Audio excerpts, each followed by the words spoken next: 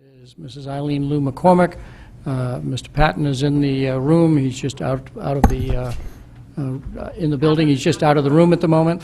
Ms. Carnell, Mrs. Jessica Gerber, myself, Philip Dwyer, Mr. Anthony Calabrese, Ms. Tricia Pitko, Mrs. Jennifer Maxon Canelli, and Mr. John Llewellyn. If I could ask you to rise for the Pledge of Allegiance. I pledge allegiance to the flag of the United States of America and to the republic for which it stands, one nation, under God, indivisible, with liberty and justice for all.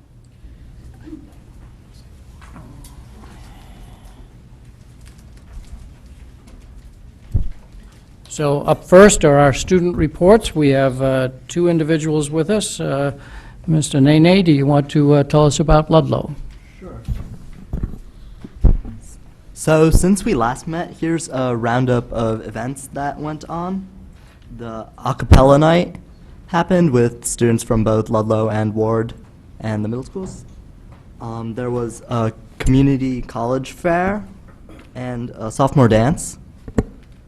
The SAT was administered to all of the juniors, and they're also taking the Cap Science exams.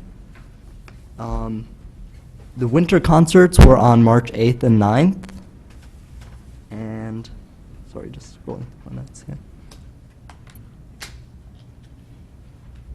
We had Hanging Out with Mr. Hatsis, sponsored by the Student Representative Council, where students got to talk to our headmaster, Mr. Hatsis.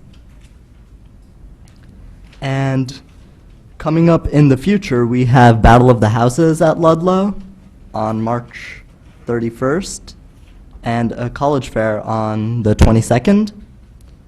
And there's a sophomore parent night on March 16th.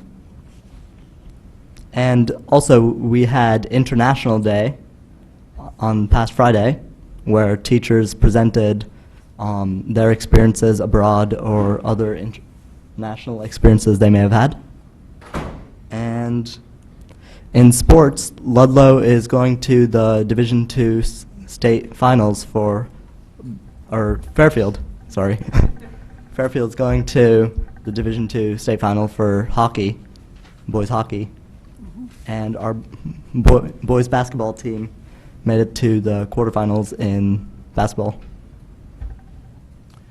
I heard that on International Day you had a higher number of students actually participating in talking about their countries. Is that, did you notice that as well, or? We did actually. That was very interesting, I thought. In several of my classes, I know a lot of the students who have more international backgrounds were presenting, and so they weren't in class. Okay, thank you. Any questions for our representative from Fairfield Ludlow High School? Okay, thank you very much. Quick question. Oh, I'm sorry. Didn't you have another winning championship team? Wasn't the co-op bowling team? Didn't they do well? I'll give you a hint. Yes? Yes. Oh, no. Do you happen to know somebody that was engaged in that Actually, no. activity? I just like Oh. to follow the bowling team. But and then I think also the dance team, or I'm not sure if it was the dance team or the cheerleaders. The cheerleaders also just so. Yeah, just I forgot shout to out for them as well. mention the cheerleaders and also the junior achievement business competition team at Fairfield Ludlow, which with Mr. Reindell, a business teacher, won for the third year straight the first place in the competition. So with some prompting, there's more good things happening. Yes, thank you. Ms. Agrello, Fairfield Ward High School. Yeah, hi.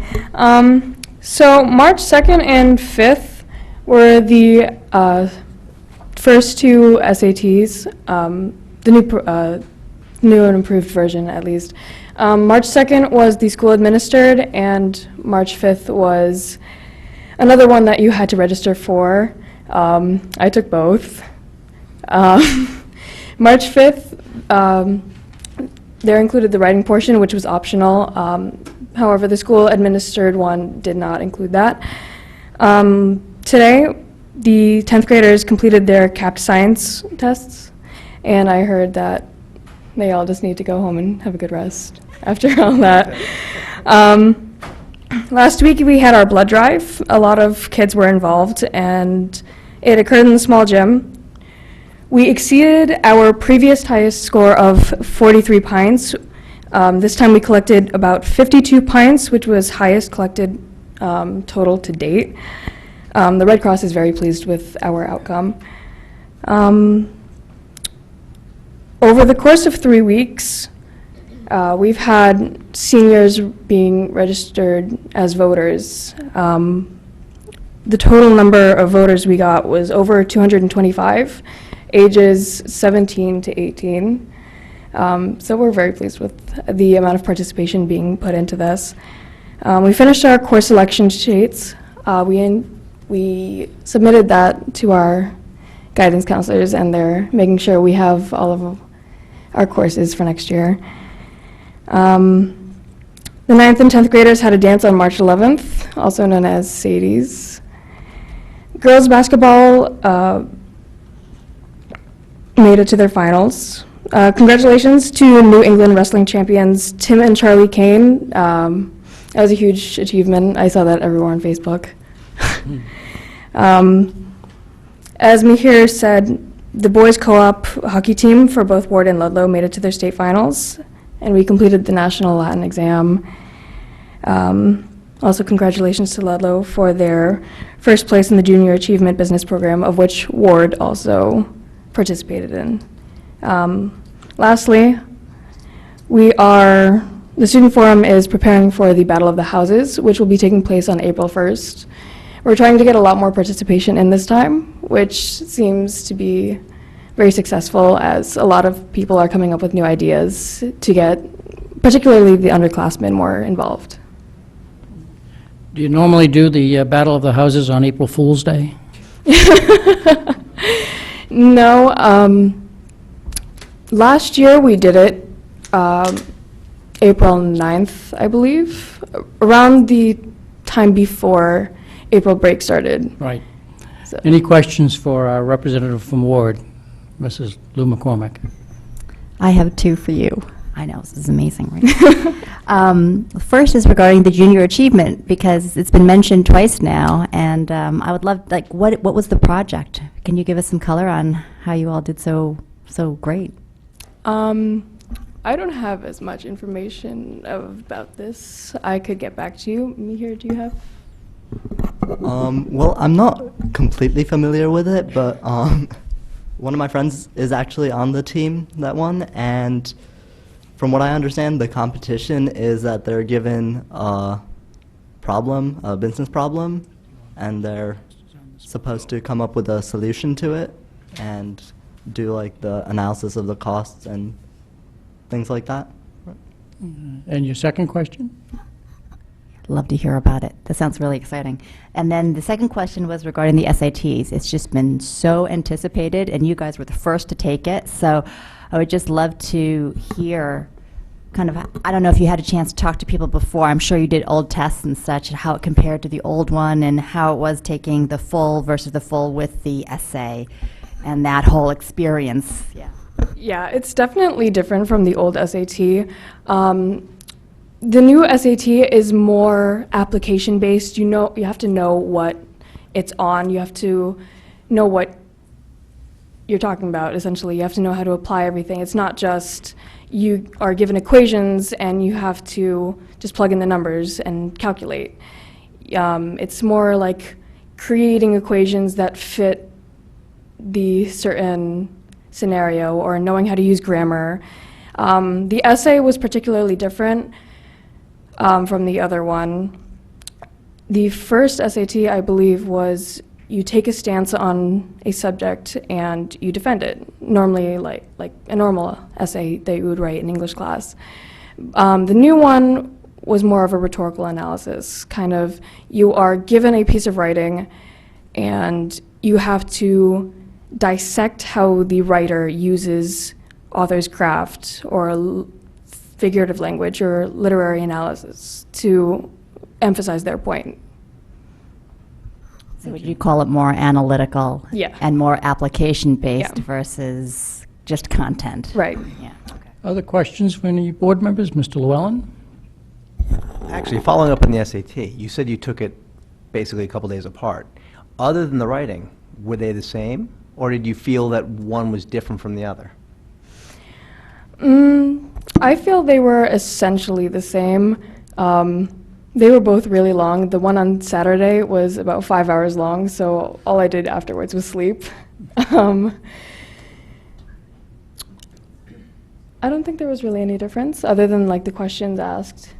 Yeah, it was all just know what you're doing. Mr. Nene, do you want to just say ditto, or do you have a thought that you'd... Well, I'm a senior. So Oh, that's I right, too. don't You take didn't take that, right. Any, Mrs. Maxon Kennelly? Just one quick correction, more so in case there are any parents watching. I believe the freshman-sophomore dance is this Friday, correct, at Ward? I don't think it was last Friday. Yes, it's this Friday. This way? At board? So our headmaster says yes. Mr. Ebling's giving the thumbs up, so, Our headmaster says yes. okay. I apologize. So just in case anyone was watching, thank you so much. Anything else?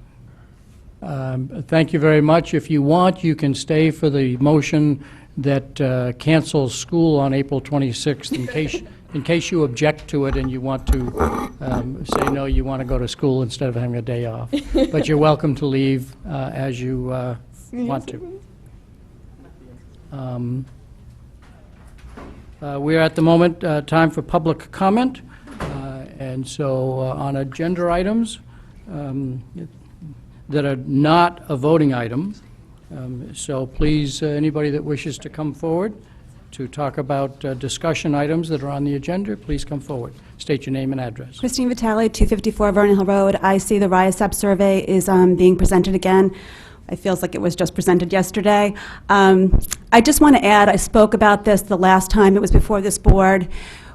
I'm coming at it from a PTA standpoint. The last time I spoke, I was the PTA president of the middle school.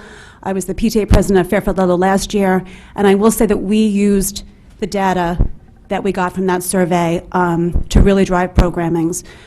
RIASEP came, they presented to parents. I would say you probably had about 50 parents in attendance to hear the survey results. We had discussion afterwards to plan programming for this year and last year. We partnered with Ward. We received funding from the Fairfield Cares Community Coalition through a grant from RIASEP. So I would really just urge you to please keep it in place. Let me slow down. And to keep the format of administration the same that it has been. I know last time around there was discussion about opting in and opting out. By all means, parents should have the right to opt out, but I would encourage, I would really hope that as many students as possible would be able to take this test, survey. I think the data is important. It's looked at by a variety of people, from the school district to PTAs to the Fairfield Cares Community Coalition, which has a lot of different organizations that serve our youth. We use the data, not really, some of it was for alcohol prevention, but a lot of our programming dealt more with building resiliency in children, improving communication, social media, some of the bigger picture issues that, you build strong kids, and hopefully a lot of the substance abuse program problems will be non-existent. Thank you, and I'm sorry for speaking so fast. I hope I do that in 3 minutes. And in terms of the school year, and April 26th, do not extend the school year. Let there be a professional development day. Let school end on the 17th. Thank you. Thank you very much. The pink sheet wasn't up, so you could have slowed down just a little bit for the future. Any other member of the public wish to come forward and speak on a discussion item that's on the agenda? Nobody? Thank you very much. We're at presentations. We have two today. The first one is consideration of the Regional Youth Adult Social Action Partnership, RIASAP survey. It's on for discussion and presentation, and it'll be on the April 5th agenda for a vote. We have with us Bob Francis, the Executive Director of RIASAP, who my guess is going to make some opening comments and then be available for questions. Well, I'd like to thank the past speaker. She did a nice job in presenting basically what I was going to give you, except for a little bit of history. RISAP has been surveying young people in the greater Bridgeport area actually since 1985 when RISAP was created. The particular survey that's in front of you today is a change from where we started. We used to just look at substance abuse and substance abuse prevention issues. Around 1997, we switched to a survey that surveyed young people's assets and their strengths as well as their needy behaviors and at-risk behaviors. And that gave us a better picture of what young people were really all about. There's an old saying that no need, no problem ever solved the problem, and which is where we came to the asset philosophy, that it's only the assets and strengths of young people that are really going to address the issues that they have, and that also comes from a parent perspective as well. And so we've been doing this survey every 2 or 3 years.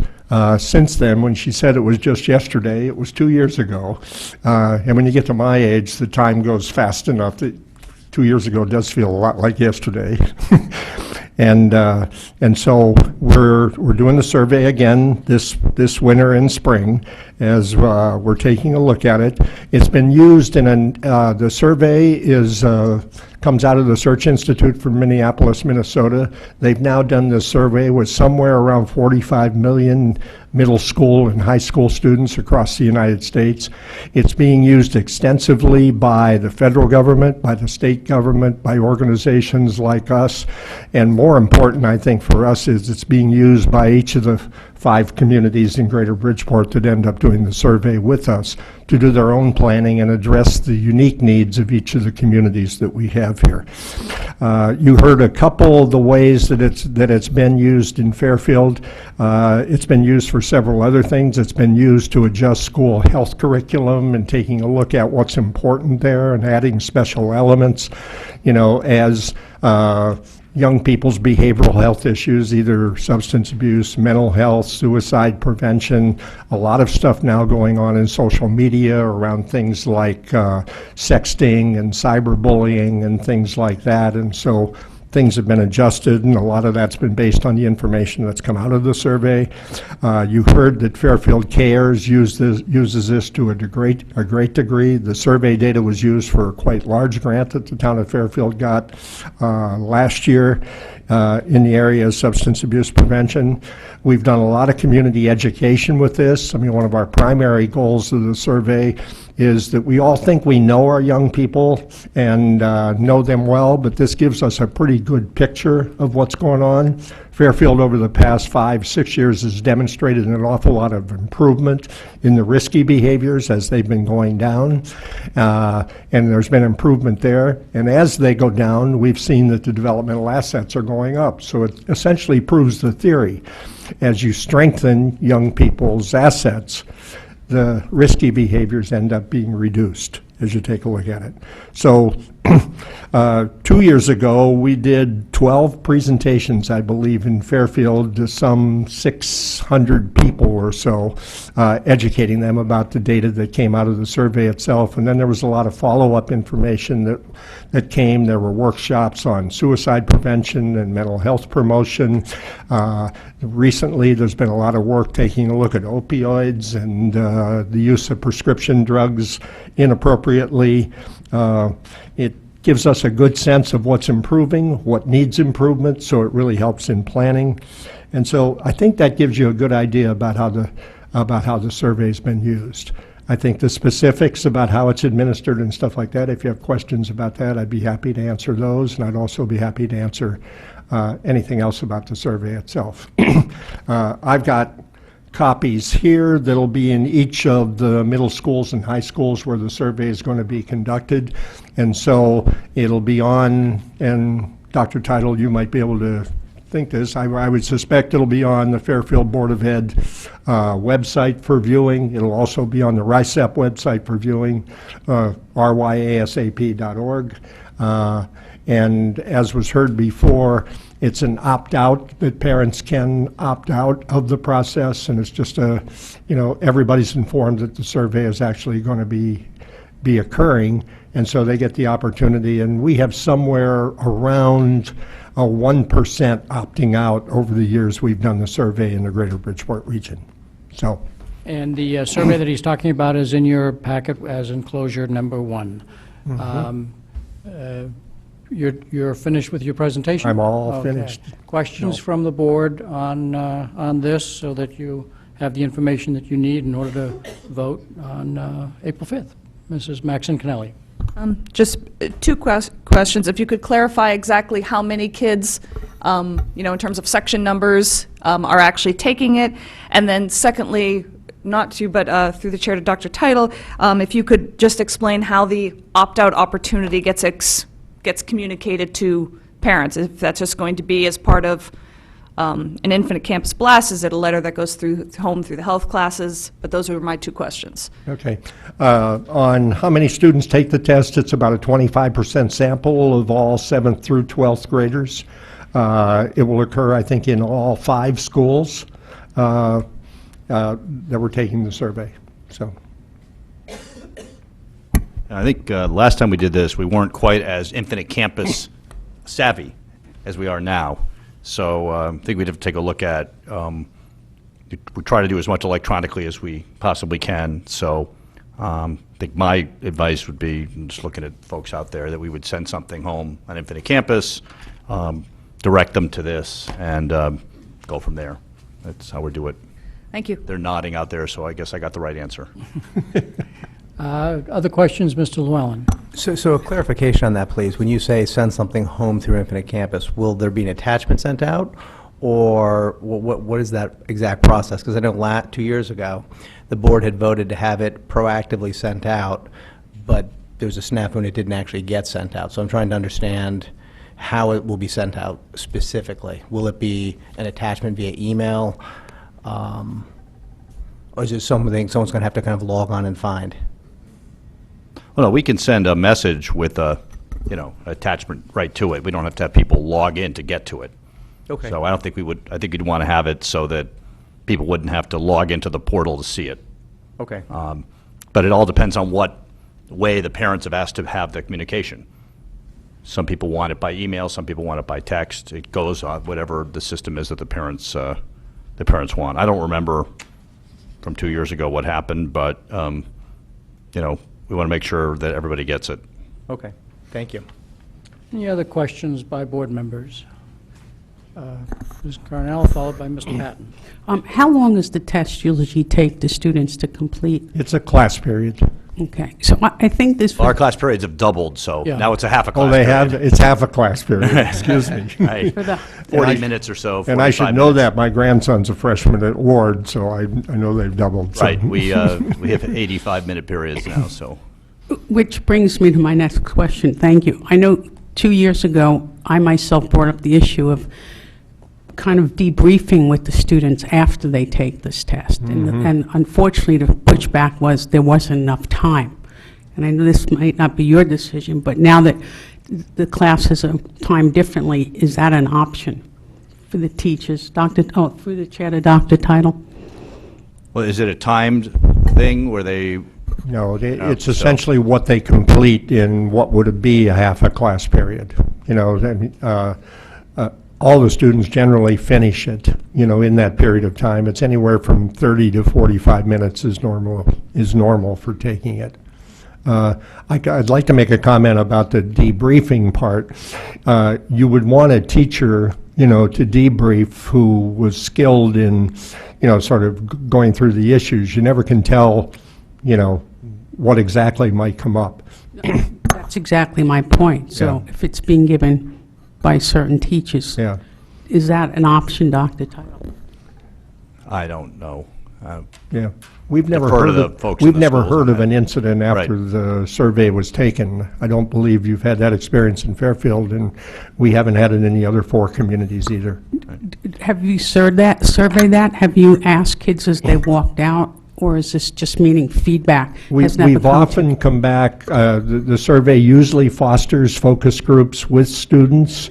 I don't know if we've done that in Fairfield. We did it a number of years ago, but in the last couple surveys that we've done it in Stratford and Trumbull and Bridgeport of doing focus groups, with the students, just to get their a little bit more anecdotal information about the information that goes into multiple choice testing. So, That wasn't right after the test was given.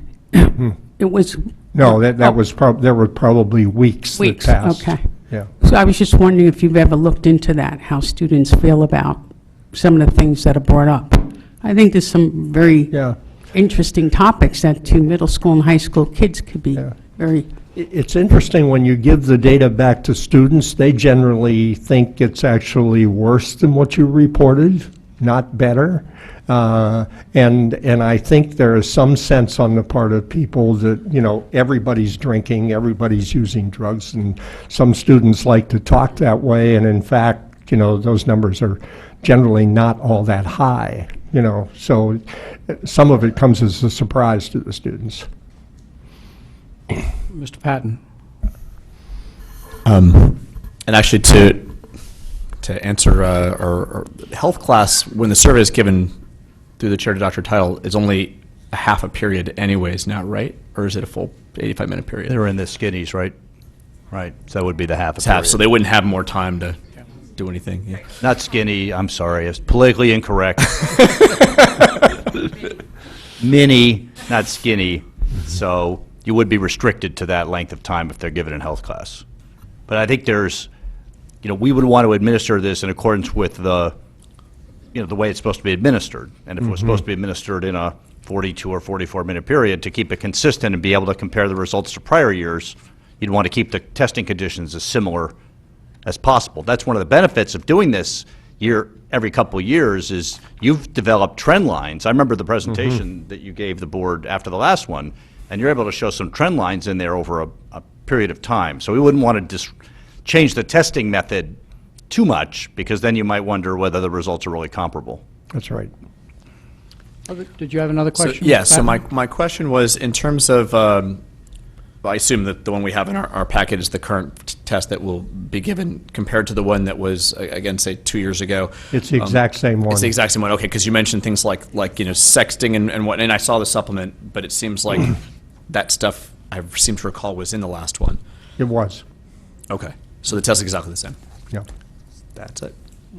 Yeah, there's been no change from the one we did 2 years ago. We made some substantial changes from the one we did 2 years ago, from the one we did 3 years before that. So, There are no other questions. Thank you very much. This will go on the April 5th agenda for action. okay, we'll Thanks, see you Bob. then. Nice to see you All right, again. take care. Thanks for all the work RISAP does. David, you want all these? Meg, we'll take them. The second presentation is item 5B. You have some documents in front of you at the table related to this middle school computers curriculum. We have our presentation team coming forward, so we will Get out of the way. get out of the way.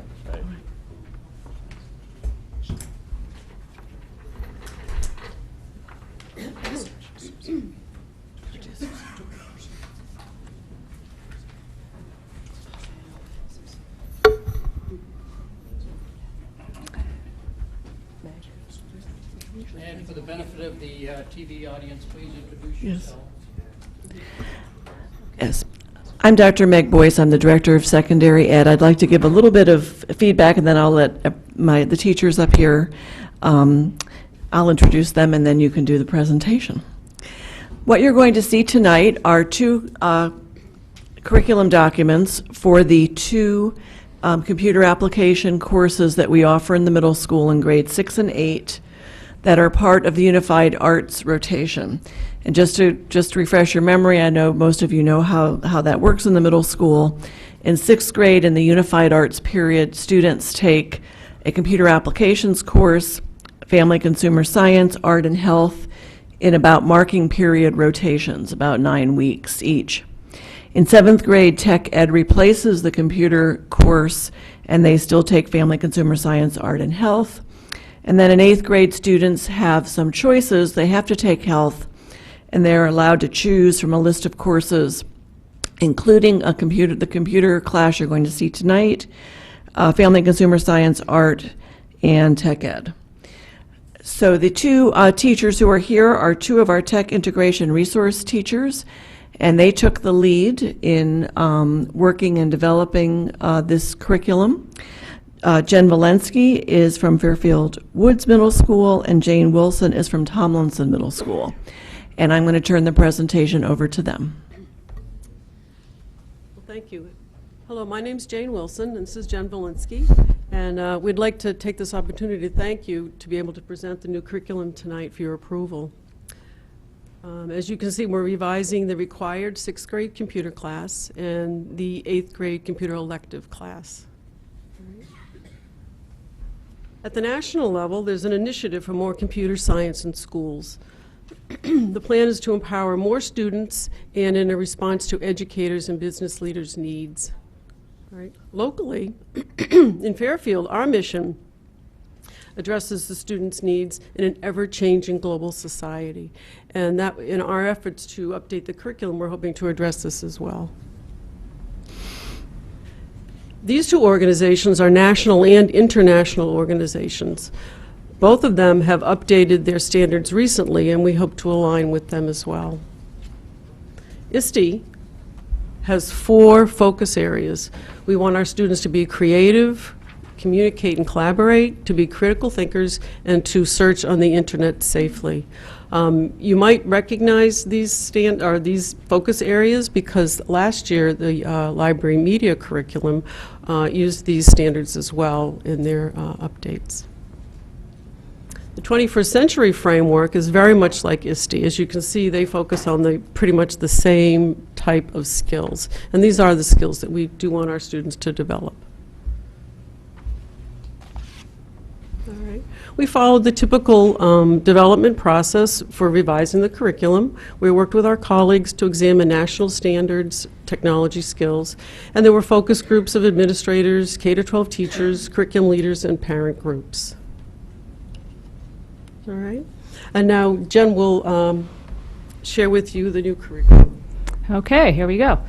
So our 6th grade course has not been updated since 2008, and as I'm sure you're all aware, there have been a lot of changes in technology since then. So we need to address that with our curriculum. So here's an overview. If I can speak closely enough to this. This is an overview of our 6th grade curriculum. It is approximately a 9-week course, 1 marking period, as Mrs. Boyce mentioned. And there are 6 units to this course. However, the first unit, keyboarding, is not taught as a separate unit. Rather, the students are using keyboarding skills throughout the marking period on a regular basis because that's the best way to develop your typing skills. Our second unit, basic computer operations, in that unit students learn how to navigate around our school network, from finding, saving, and sharing files, how to print files to different printers within our network, and also how to troubleshoot if they're ever having any issues finding, saving, or sharing. In the third unit, students learn basically what the internet is, how to use it effectively, both at school and outside of school. And then in the fourth unit, document formatting, students learn, let's see if I can get this a little closer here. Okay. How to efficiently use formatting tools such as spell check, grammar check, edit, find, replace, but they also learn how to work with documents that have both text and images. So they're using good elements of design, contrasting color, content, aligning the formatting, and then using good white space there. And then in our fifth unit, presentation, the students learn how to create a slideshow and also how to present it. And so they learn how to create a powerful presentation using good elements of design and how to match the theming of their presentation to the content that they're presenting. And in our last unit, spreadsheets, students learn how to effectively enter data, how to sort that data, how to format that data, and how to represent that data into tables, charts, pie graphs, bar graphs, line graphs, and then when to use which type of graph for the specific type of data.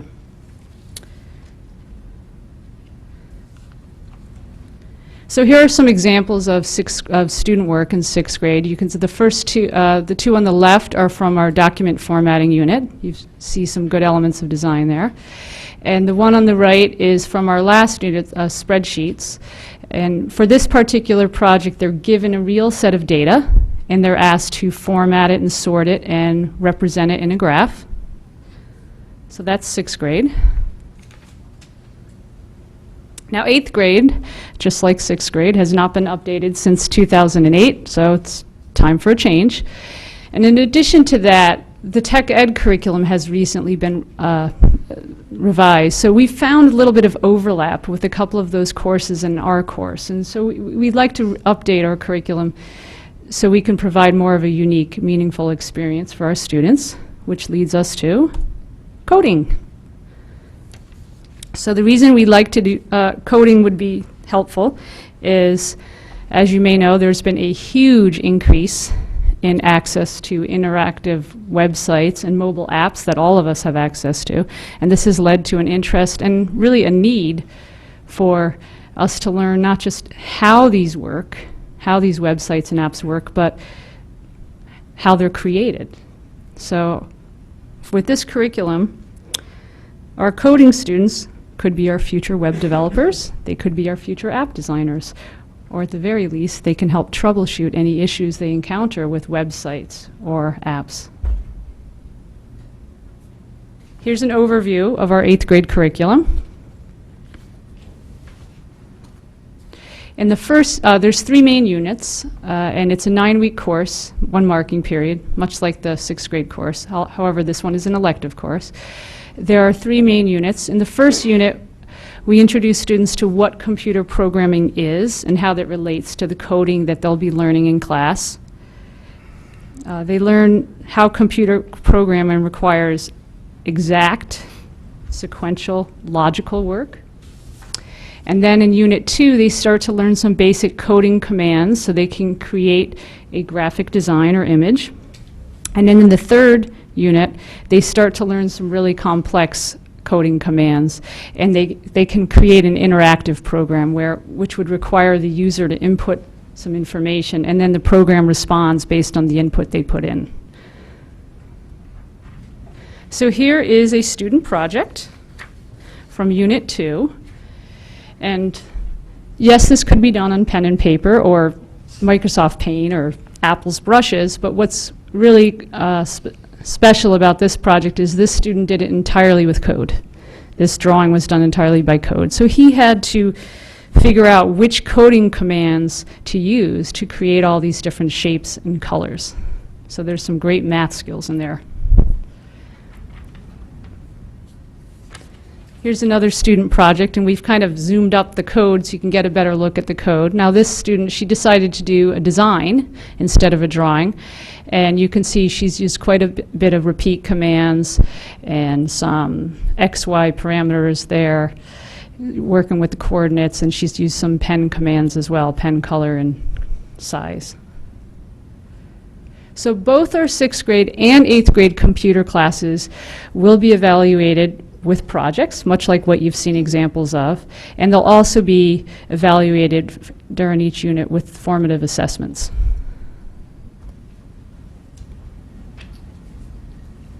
Oh, sorry. That's okay. Well, the good news is we don't need any new resources to implement this computer curriculum. At the 6th grade level, we will be using productivity software that's already on the computers and on our network. In the 8th grade, we'll be using free web-based lessons and activities.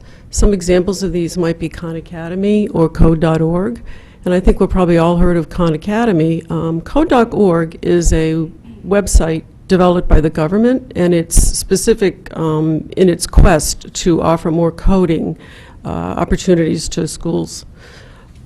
Both of these are closed systems and allow us to create class lists of the students so that it's more of a safe environment.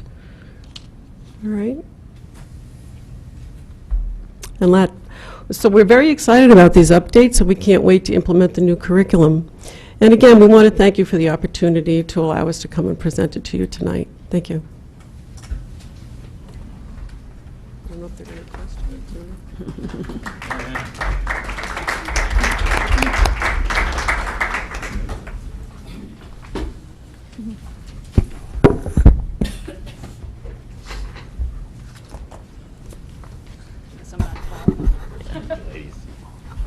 we go. Just stare.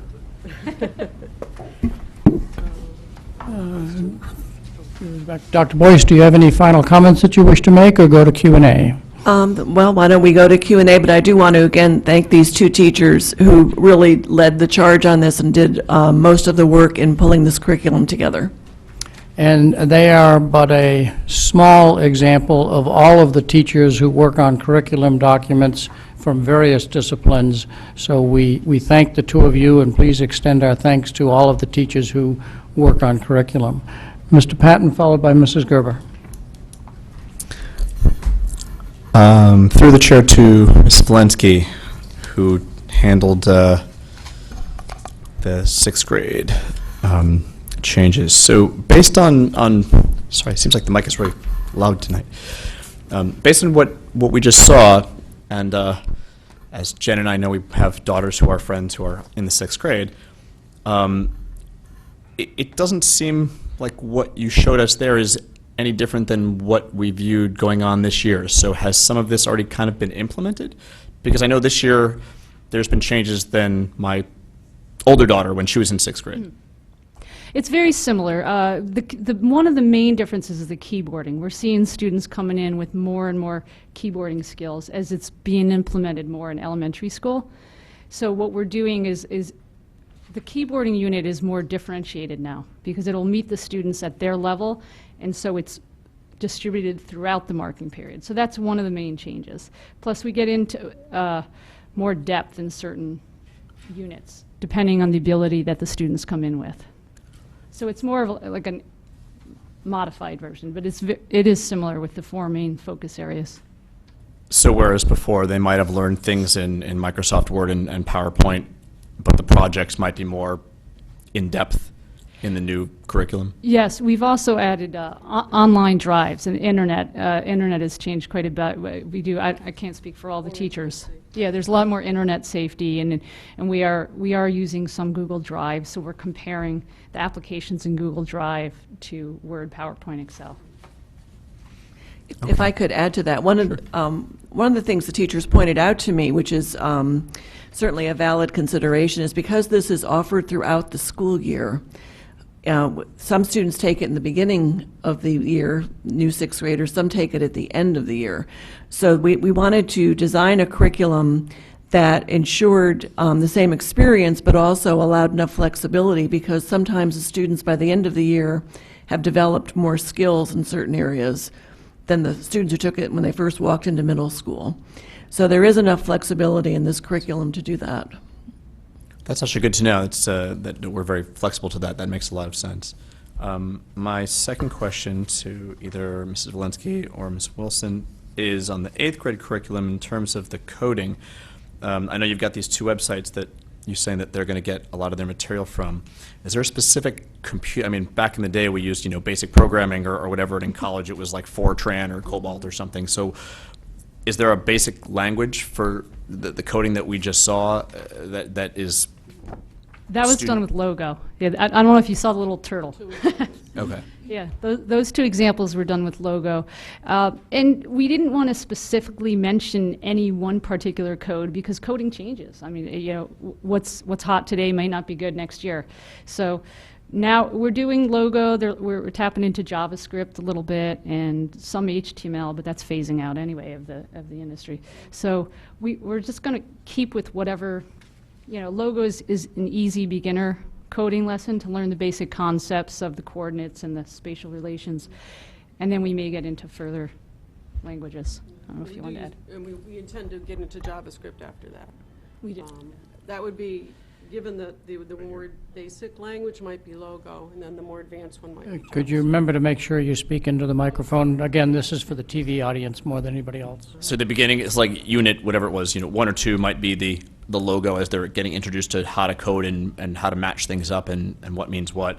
And then the Near the end, you JavaScript. might go into JavaScript. And then we do have the possibility with some of the websites to have other, like Python and HTML, if the student chooses. We do want to allow for different levels of abilities and interest. So if a student has completed certain activities and they want to attempt, in this case, we could offer something like Python or something like that, or web design with HTML. That's why you don't want to specifically say exactly at this point. Because as technology changes so much, especially programming languages, that we don't want to pigeonhole us. And what these websites will offer. They're growing too. Code.org is growing leaps and bounds. Khan So- Academy is as well. Okay, thank you. Further questions? Mrs. Gerber? Yeah, thank you very much for the presentation.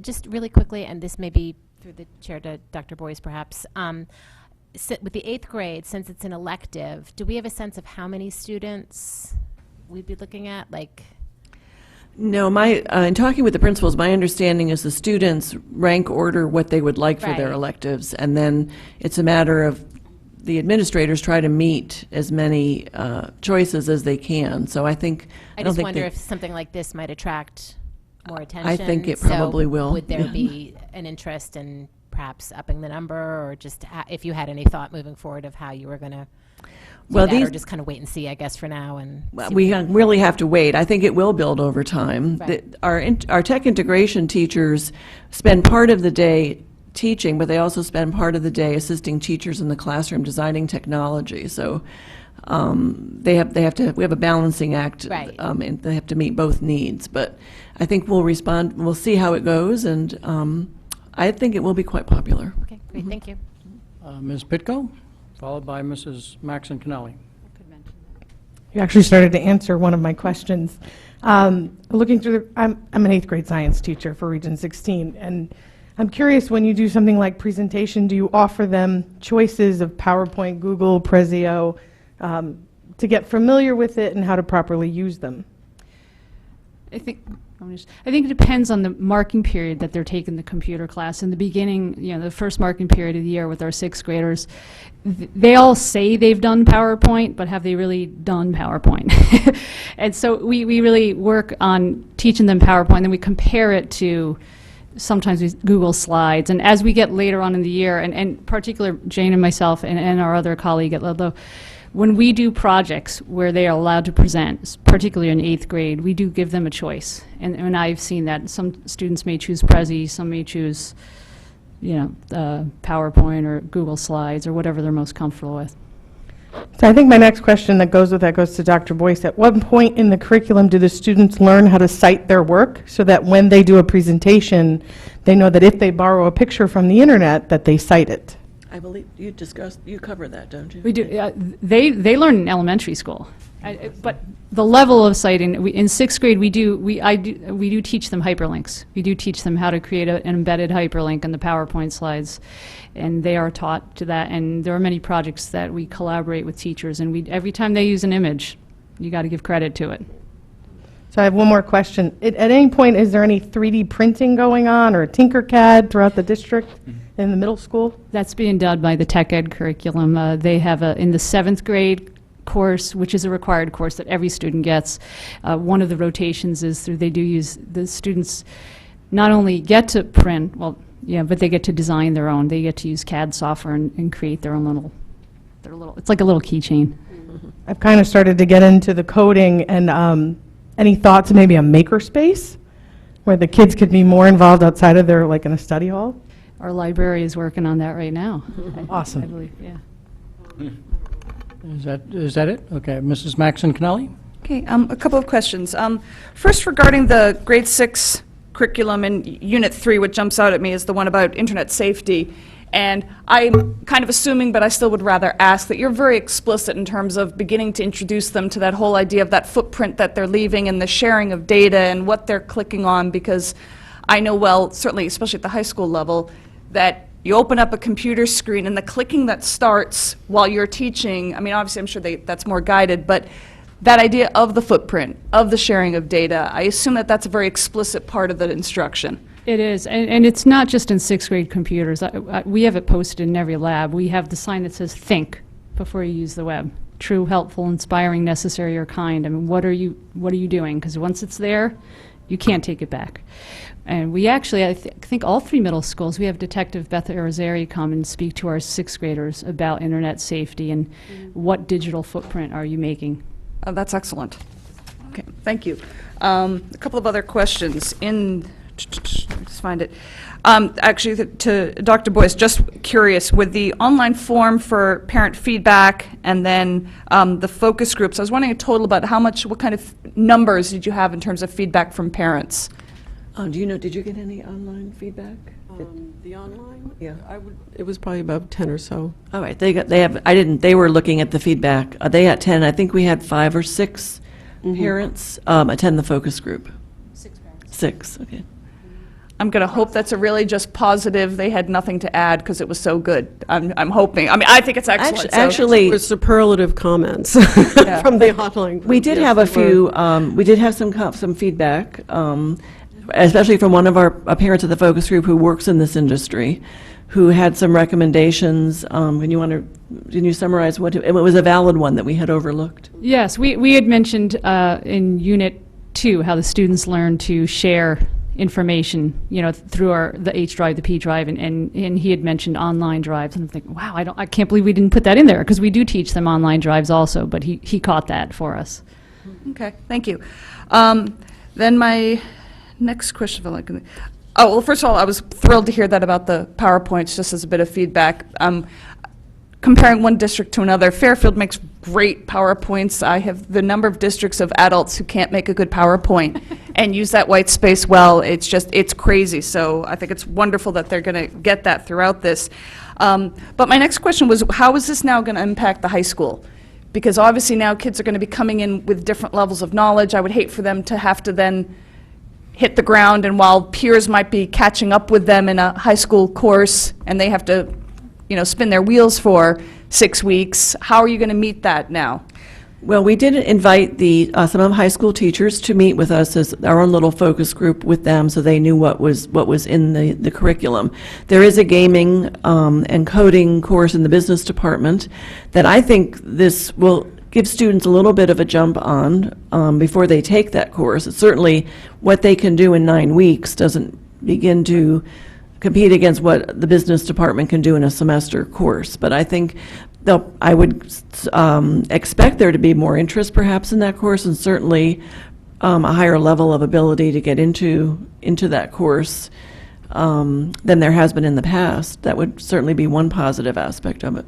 Do you see that there would be any kind of sharing of name? I mean, like that the names would be handed up to high school teachers. Here are students who have already taken this. Do you see that as being useful communication? Or obviously you could also pre-test them in the course. I think this is such a great jumping off point. I'd hate for them to then, I agree with you, 9 weeks you can only do so much, but it still would be a shame if they're waiting 4 or 5 weeks in high school while people who haven't taken this are getting caught up. Well, we have collaborated with him since that meeting. It was a great opportunity, because I don't think we've ever met the high school business department, and with Meg inviting them to our curriculum meeting. Since then, we've met a few times and working on aligning and making sure the students have a smooth transition, and we're giving the students the skill set that they need at the high school level. Okay, thank you. Any other questions from board members? Mrs. Lou McCormick. I think this is really wonderful that, we're really making some progress towards adding the coding and all of this, so it's very, very good. I guess the one concern I have, which you've somewhat addressed within your curriculum, but I think it runs larger, and I'm wondering if we've thought kind of more strategically on how frequently we revisit this, because technology moves so fast. And I don't know, when you said the last time this was reviewed, how many years ago was that? 2008. Right. I mean, wow. Like, I would think that it almost deserves a separate review every 2 years or even every 3 years or something to constantly keep us current. And another big problem, which we're actually just addressing right now, is the fact that you've changed your curriculum. This is kind of like my world language comment. There's a ripple effect up, right? But similarly, you guys are going to run into the same problem with elementary school. Because I can tell you right now, my kids in elementary school know so much more than, some of the older kids. and they're going to come to you now and possibly not need to know PowerPoint anymore because they've already mastered all the little tweaks and explosions and adding a video, and in which case you're going to have time to now add coding in 6th grade, and then the whole thing again ripples. So I'm just wondering if you've thought about that consequence and the speed at which technology has been moving. I think that would be a nice problem to have if our 6th graders came. That would be fantastic. Certainly, if we ever got to the point where there was a course in middle school, for example, that I thought was outdated or outmoded, I would certainly be compelled to go to the superintendent and say we need to change the timing of this revision because this is no longer relevant. You know, we have a sequence we follow, but it doesn't mean we can't. If something needs to be changed, we can't change it. I'm just wondering if in technology that it just automatically was warranted rather than possibly allowing an 8-year lapse again, or Well, to speak to that, I mean, as someone who's taught 6th grade computers and 8th grade computers both, we're in a constant state of, we're always modifying it. I mean, I don't want to say that. I mean, it's loosely with the curriculum, but we're always making small tweaks in terms of the technology we're using, because every year, as you know, I mean, even within a year, I teach 4 quarters. What I teach 4th quarter might be slightly different than 1st quarter based on the skill set that the kids come to us with. So we do differentiate it, modify it based on what they come into us with. And if I could, one of the improvements that Dr. Teitel brought to the district is prior to his being here, the curriculum review process was not on a specific schedule. And so by putting that document within our budget book, we can make sure that something doesn't get lost in the shuffle of different priorities. But I think Dr. Boyce is correct. If something were to truly be out of date, then the staff would say, we've got to move this up for good and just reasons. And I just want to have one more just thought to throw out at you as you continue to, progress and modify. Is there maybe, the elementary, the middle school, and the high school, you get one table together, and you guys create a vision of where you want to be 5 years from now or 10 years from now? Because really, if you started this, because they have tech time in elementary now, and kids learn this stuff like amazingly fast. So if we had a actual vision strategy that we could verbalize and implement over time, how amazing that would be, and a budgetary plan as well. We have one printer now. Let's have the vision of doing this and then entering these contests by this year and having, and then I think we could really have STEAM, and then, of course, to take this to the next step, because you're part of this unified arts, it's not STEM anymore, it's STEAM. How wonderful to actually integrate the technology with the arts, and as you're going up, have architecture and have all these wonderful things implementing geometry and the technology. And it's a really powerful thing that we have, that you guys have started, and it would just be wonderful if maybe there was a strategy and vision that you guys could build from where you're starting. It's our library media department. We're part of the library media department, although we're tech teachers, and we do have a vision K-12, and we meet on a That's an incredibly rich curriculum, the library media curriculum that we brought last year, and we keep drawing from it. It's amazing how many times we turn to that. And I'm working with some high school teachers and administrators on the capstone project and a committee, and we're drawing from that document. So that really is guiding us. That includes technology, research, and many other components, and it gives us a K-12 continuum. Okay, thank you. Any other questions? Mr. Patton has one last question. Any other questions from people who have not asked questions yet? Mr. Llewellyn. Did you have a question? No. Yeah, please. I think this is great because I think the kids absolutely need more access to the coding and to the computer skills, and it is just what they need, and the dynamics in it I think is going to be really helpful to them. A second question that's not necessarily related to this, but something that the board received. We received I guess it's a 3-year Fairfield Public Schools technology plan. Is that something that's going to be addressed as part of at the conclusion of this, or this came home in the Friday package? Is it going to be addressed? Is it going to be discussed, or was it just being sent out? Just informational. So it could be on a future agenda. I think we're planning. Because there's a lot in here in terms of investment. Yeah, we're we're thinking, we're looking at agenda topics as we move through the spring. I think right now, tentatively, we have that scheduled for the first June meeting, but that's not set in stone, but we wanted to get that out right away. But at some point, I think we'll schedule a board presentation Q&A just on that document. Okay, yeah, thank you. And thank you both very much. And Mr. Patton, I guess you've got the last question. I guess as a summation to just talking about the entire computer literacy program, not just middle school, but elementary on up.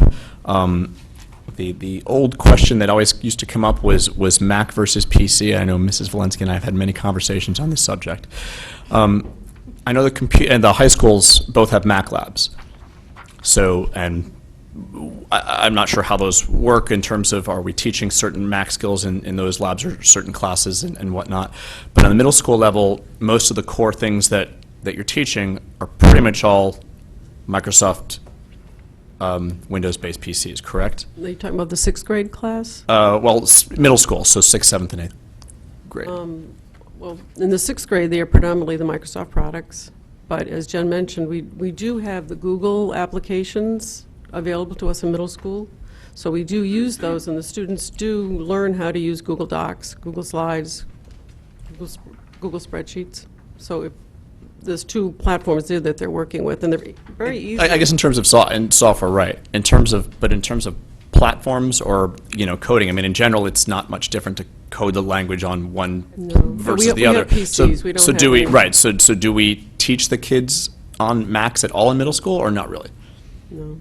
No, but when we teach them certain concepts, whether they're editing concepts and word editing, photo editing, presentation slideshows, we teach them how that can be applied to any software they use, whether it's Macs or whether it's online software such as Google Drive.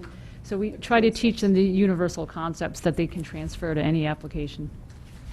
Okay, and in terms of the differentiations between just basic operating, using the operating systems of each to translate those skills from one to the other, is that only taught in high school?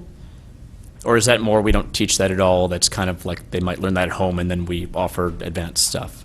We don't have any Mac computers, so we really wouldn't be able to offer that as a... In the middle, okay, in the middle We school. don't have any, no. I mean, we just have 2 versions of Windows. We have Windows 8 on some of our machines. So that would be really the only difference, just the operating system on the PCs themselves. Okay, just something to think about in terms of the integration. I know from elementary, middle school, I agree, it's obviously less expensive to buy those machines also.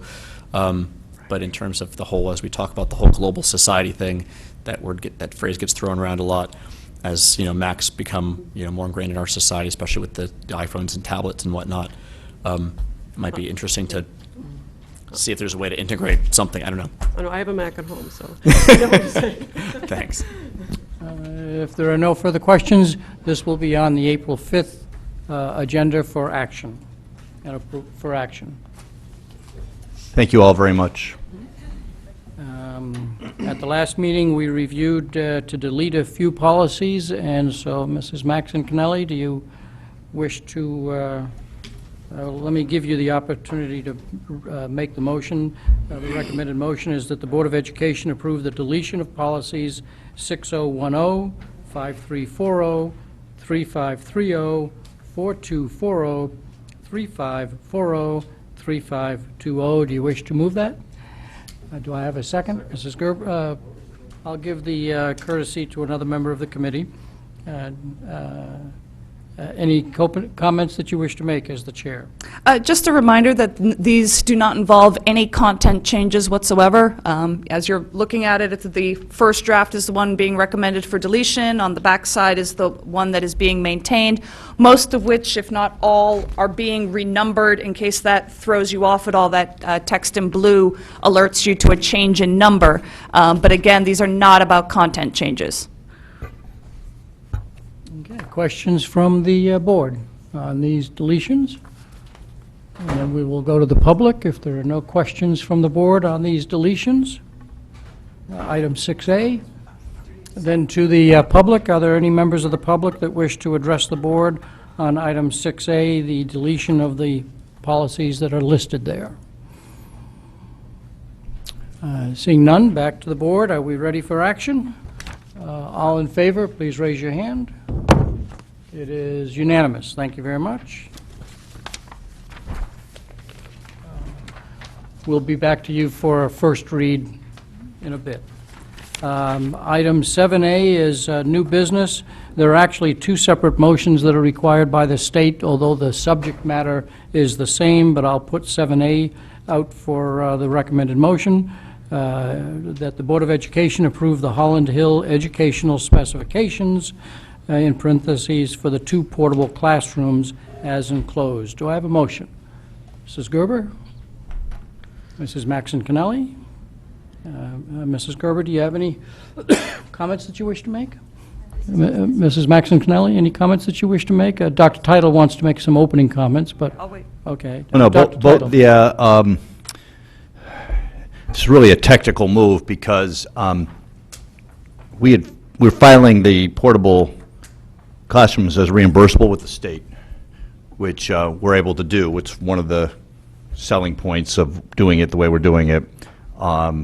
And what the state has essentially told us when we filed it was you need to split this into 2 projects. The portable classrooms as one project, and then the rest of the project as another. So they asked for ed specs specifically on the relocatable classrooms. Tom, is that? Yeah, that's summary? correct. I think there was a concern that if we did the portable classrooms and something happened to the renovation and addition, it wouldn't be included, so they prefer they be broken out. So this will just move it along. I have to apologize, there's an error in the ed spec language. It says, these educational specifications provide a narrative description of the project to replace. It should say to provide. Thank you. So thanks, good catch. I apologize for that. Okay. So that's all we have to say So on it. by unanimous consent, we will adapt the description, not the motion, but the description to say provide. If there's nobody else, let me just make a quick comment. The Holland Hill Building Committee has met twice. We do thank the First Selectman, Board of Selectmen, and RTM for moving that committee forward with reasonable speed. Part of the other reason for getting the portable classrooms approved at this level is so that we can file the appropriate form, so it can be reviewed at the appropriate level, so it can then be bid and then ordered, and it's all with a goal of making sure that they get here by September 1, or a week earlier, if you will. And so therefore, by acting on this tonight, we will be able to keep that schedule. Mrs. Pitko, followed by Mrs. Maxon Cannelli. I had a quick question. In our original discussion of the portable classrooms, were the toilets originally discussed? The toilets are part of the bid specs, but they are also in there as a deduct alternative in the event that the bids come in and the building committee, for the reasons that are theirs to decide, were to choose to delete them. There was some conversation at the committee meeting about deleting them right now. That had one person in favor of that and the other committee members not, so actually the motion was withdrawn. So the committee, I think, is, unless there's a price issue that they do not expect, I think is in favor of putting them in there. But that will be the building committee's decision. Mrs. Maxon Cannelli, and then Mr. Llewellyn. My question was along the same lines, because I know we've always said we hoped they were in there, so I was very surprised to see them in there. And I was just curious, at what point did the bathrooms get added? Because I know it's always something we've asked for about portables, and so this was a surprise. As I said, a thoroughly pleasant one. But Through me to Tom, perhaps. Sure, I can help you with that. When the architect was hired, he worked a little faster than we expected. He knew it was a fast project and put the bathrooms in. When we called him to take them out, there was going to be a charge to change all the drawings and take them out. So we agreed not to do that. It's easier to do a deduct alternate when they go out to bid. And then, as the chairman said, when the building committee reviewed it, there's many of them that would like to put them in. So I think right now there's no charge. We've paid the architect. They can go out to bid. And in the bid information, the front end that the town includes, there'll be a deduct alternate to remove them. Okay, So then we'll get both prices. thank you. Mr. Llewellyn? What is the incremental cost estimated to be to add 2 bathrooms? I don't know that. I'd have to guess. Since I've been here 14 years, all of the portables we put in, we didn't do them with bathrooms. So probably a lot of the cost would be in getting the plumbing into the building to waste all the material. And these are not lifetime portables. We don't plan on keeping these after the addition, do we? No, they're leased. 3 years. These are going to be leased. Right. Okay. Can you give us your guess on what it's going to cost to run this water, the sewer, the utilities? I don't. I wouldn't want to guess. I mean, I could call the architect a record and see if he would have an idea of a number. And if, in fact, the deduct alternative is taken, we're going to pay that architect to remove them anyway, right? No. No, right now the architect is completed with his work. The only thing he will owe us per his contract will be construction administration. But if So as the work's the going RTM on. deducts them, he's doing that work for nothing?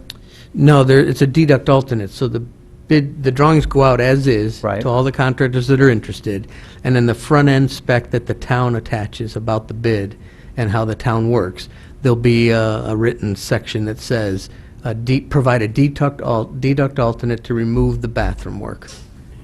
So they're typical portable classrooms. And then everybody bidding it will bid the job as is, and then do a separate sheet of paper that says, to deduct the 2 bathrooms, here's my price. And then the architect doesn't need to go redraw? No.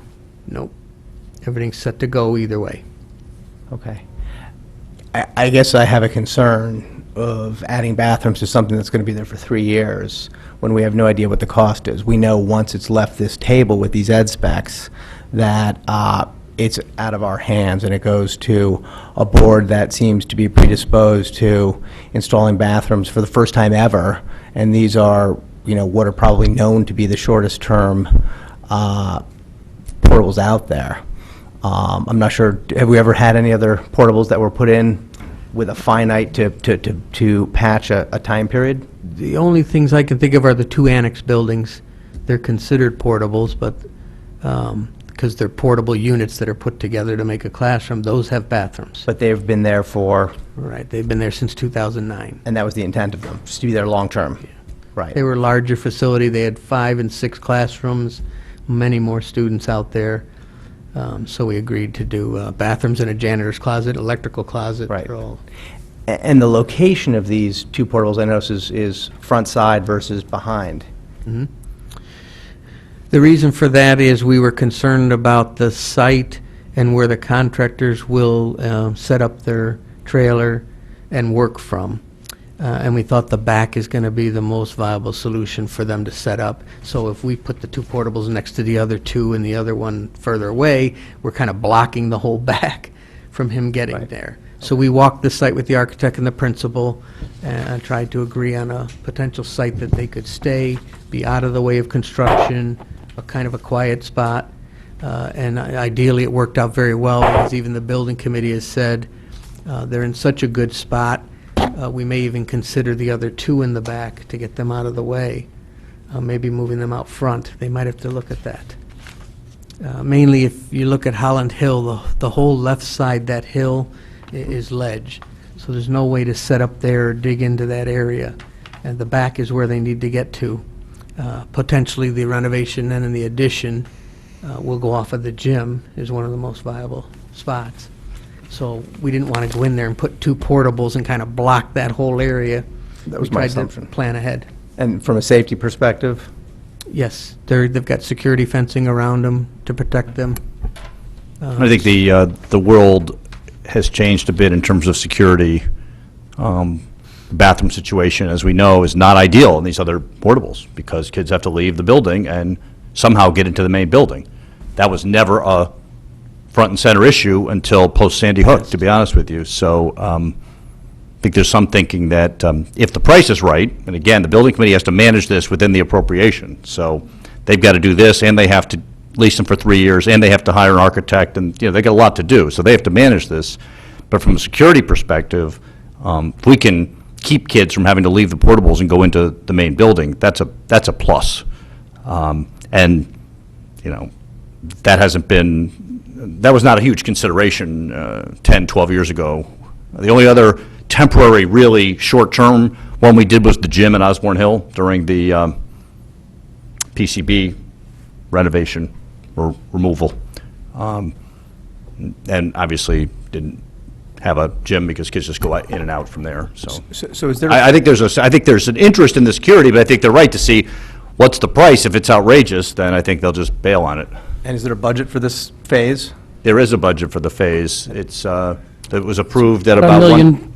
Yeah, $1,240,000 Yep. was the amount Right. that we put through. That's right.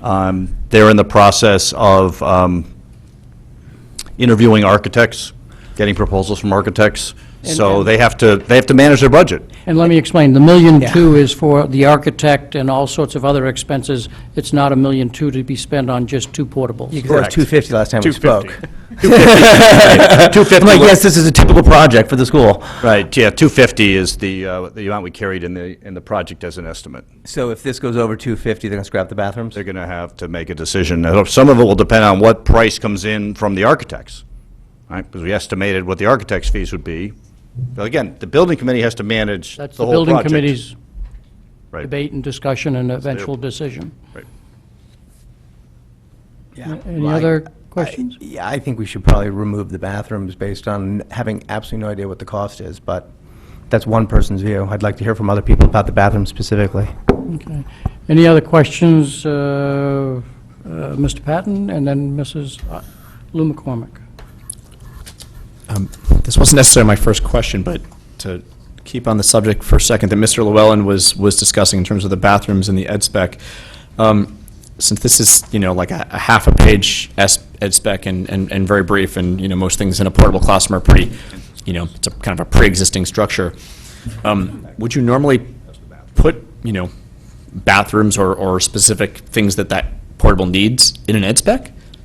Normally. For the portable classrooms, probably not. Most of the first paragraph comes right from the state, other than the fact that we had replace instead of provide. But there's certain language they want to see in the package that we submit with the EDO 49. So, but generally, we don't get into too much detail for something that's portable or being leased. Yeah, Tom, I think there's no mention of the bathrooms in the ed specs. Right. But it's really not part of this motion. Yep. Ed specs are very general and just get it off the dime. Yeah, The next motion, which is the plans and specs, that's this document, that's what shows them. So that's probably the. And so at the next motion, I'll ask the board if they have any comments on Mr. Llewellyn's commentary on bathrooms. Did you have other questions? Again, I have one that's unrelated to this, but last thing on this, so if, through the chair to Dr. Title, if this was an ed spec for, let's say, more permanent portable units, like we've done in the past, would you put if we wanted bathrooms in any new permanent portables, would we put that in an ed spec? Or again, that still goes back to the next? No, yeah, I try to keep ed specs in some senses fairly general, so that the building committee can make a decision about what to do with it. Typically, you're not getting the ed spec and the plans and specs at the same time. So you'd give this to a building committee, they would come up with different options. They would come back to you with the plans and specs and make a decision based on the information that they have. So you try to keep these specific. In the larger projects, we try to be very specific about what parts of the building are going to be touched, so that if the project has a certain scope to it, that they have to stay within that scope. But we don't want to get into gory detail on every little item in something like this, even if they were permanent. That's the only reason why I ask, because on any of the other renovations, you might say, okay, we're going to add, whatever. We're adding, three academic classrooms, Right. That's for the a bigger bigger auditorium, 2 bathrooms, whatever we're doing, and we don't have that here, so. Correct. The only quick question I have to the chair to Mr. Collin is, in responding to Mr. Llewellyn's question about where the portables were going to go, did you mention, or did I hear you wrong, that said you might move the existing portables also to the front? We won't, but the building committee and the project team, when they look at this project, they've got to deal with where is the contractor going to mobilize from for the renovation and the addition. Okay. We certainly don't want them mobilized out front, of the school. They'll want to be as close to the addition and work as possible. And when we walked the site, for those of you that know Holland Hill well, there's 2 portables combined right by the gym. There's a space of grass with like a Home Depot shed with supplies in it, a large tree, and then the other old portable. There is space there to put 2 portables in, but we thought if we did that, we're going to really block the contractor from getting close to the building to do their work. And we didn't want to put these portables in and then realize we caused a problem for the project team. So we thought ahead, got the architect out there, the principal, walked around the school, we looked around the playgrounds, and then we went out front and said, we actually have space. There's a double door entry that goes right into the kindergarten wing there on the right side. It will work quite well, and it gets them out of the way.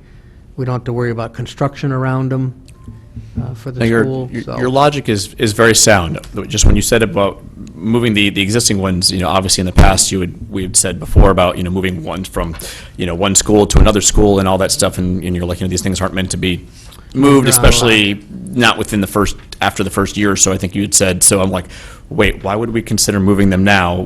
Really was where I was going with this. So you're not really considering that. I'm not considering it, but we talked about it on the site, that the contractors bidding this may look at this and say, these other double portables that have been here a while are kind of in the way. It may come up.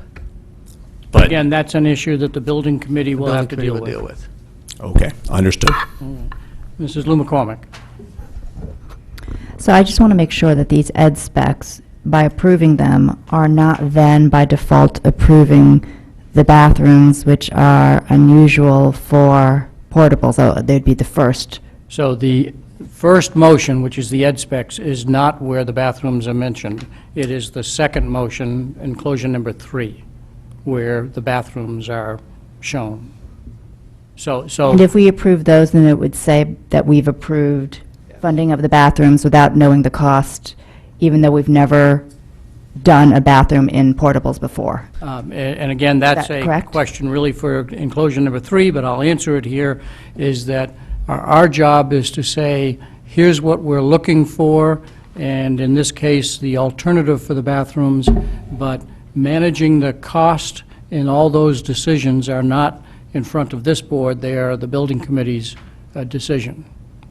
Well, they are and they're not, like everything else. I mean, it's part of whether it's truly a need or a want. And we only have so many funds, and if it's $250,000, that's a lot, and if we find at the end of the day of the budget season that we are short funds and we have to cut programs in exchange. These are I capital dollars. understand. Yeah. This all feeds in, though, at the end of the day to how much the town has. Right? Decisions are often made by how much the town has, because this is not in our hands anymore. Funding is in the hands of the town now, Correct. correct? And therefore... In the budget that has been approved for them. Correct. And it's all money is fungible at the end of the day. And so I am concerned that we would approve this without having any sense of what the cost is. Again, I'll say that if it's $250,000, that's a big nut for a 3-year temporary project when we've never had to do it before and we've never had incident. My kids had a portable. I mean, it's not the end of the world. And so if it's within reason, then yeah, sure, it's a want, let's do it. If it's not within reason, though, I'd like to know that before we have to approve it, as if it is one. So if I can ask the board to finish this discussion on bathrooms when the second motion comes up, rather than continue on this first motion, which is not related to that. Any other questions on the first motion, which is enclosure number 2? Any other comments from board members on that? And then I'll go to the public. Mr. Llewellyn? I do have a question because the two are interrelated. If hypothetically they were, can the building committee modify the plans after they've been approved in any way by this board? Can they modify the ed specs? No, that's our job. Can they modify this Not the ed document? specs, but they could modify the drawing. As long as they comply with the ed specs. So the only way to truly eliminate them would be to exclude them from the ed specs. Otherwise, it's subject to what the building committee would like I to do. think that's a fair statement. Okay. So that's the clarification, I think. But again, I think we'll talk about that when we get inclusion Right, number so the 3 only on. bite at the apple right now, though, is to put it in the ed specs to eliminate a bathroom. Correct. So the conversation on the bathroom has to occur now, otherwise, Oh. it's out of this board's hands. Conversation has to take place during enclosure number 3, which is where the bathrooms are shown. So if we were to make a motion to modify the ed specs to add a line, the portable units will be used as regular teaching classrooms, the portable units will be used for special ed programs, the portable units will not contain bathrooms, that's part of an ed spec. That is not changeable by any other group. So the only way that this board can assure that its will is done is to put in the ed specs. Is that correct or incorrect? So if that is your desire to change That's this my motion... question to you. Is that the only then, place? Based on your commentary, I wouldn't disagree with it, so if you want to be more specific, if you want to put a motion on the table to amend this, I would like to get, please, Description. the other board members' input before we continue this. You've heard from 2 or 3 folks, so if we could hear from Okay. some of the others, I'd appreciate that at this point in the juncture. okay, so my opinion that I shared at the Holland Hill Building Committee is that it does no harm to, if we can afford them within the money that has been allocated to them, to have them bid them as a deduct alternative, and that because of security, and we are in a different atmosphere than we were 15 years ago when we had 65 portables, I personally would be in favor of keeping them in at this time. Why don't we just go around the table? Mrs. Maxon-Canelli, do you have a viewpoint? I do. I already articulated that I think it's a great addition, and I just want to confirm again, through the chair to Mr. Cullen, that this was something, is it now that portables are more commonly sold, leased, rented with bathrooms, and so that the no, it's not. So they're not. I'm still curious on the backstory of how is it that the architect decided to do this when none of the directions or nothing we talked about among ourselves or other town bodies talked about this as net. I mean, it'd always been assumed that we didn't because we never had done. I think it was as simple as the architect asking us that in this day and age, would we want to include bathrooms, knowing that this was going to go to a building committee? And the answer was yes at the time. And then when we found out that we didn't want the bathrooms and called him, he said, well, the drawings are all done. You'd have to pay me more to change them. And we said, well, just leave them. We'll do a deduct alternate. And also because our budget is paying this architect for this work. This isn't being paid for by the building committee. So we were watching our own budget. Okay, so, money from one place or another, what would it then, if we add this line here, clearly the architect drawing then must be changed, because we have changed that. How much does that cost? I'd have to find out. I mean, it was roughly $10,000 or $12,000 from to do this work. For him to go back and change them, I'm going to say maybe $4,000 to $5,000. As a point of clarification? Sure. As a point of clarification, you actually said earlier that it was going to be bid both ways. Therefore, I don't think that would probably have to be modified. You can still have it bid both ways, and we're not going to put them in. So I don't think there's a cost. There should not be a cost. It's not logical that you can't have it one way and not the other.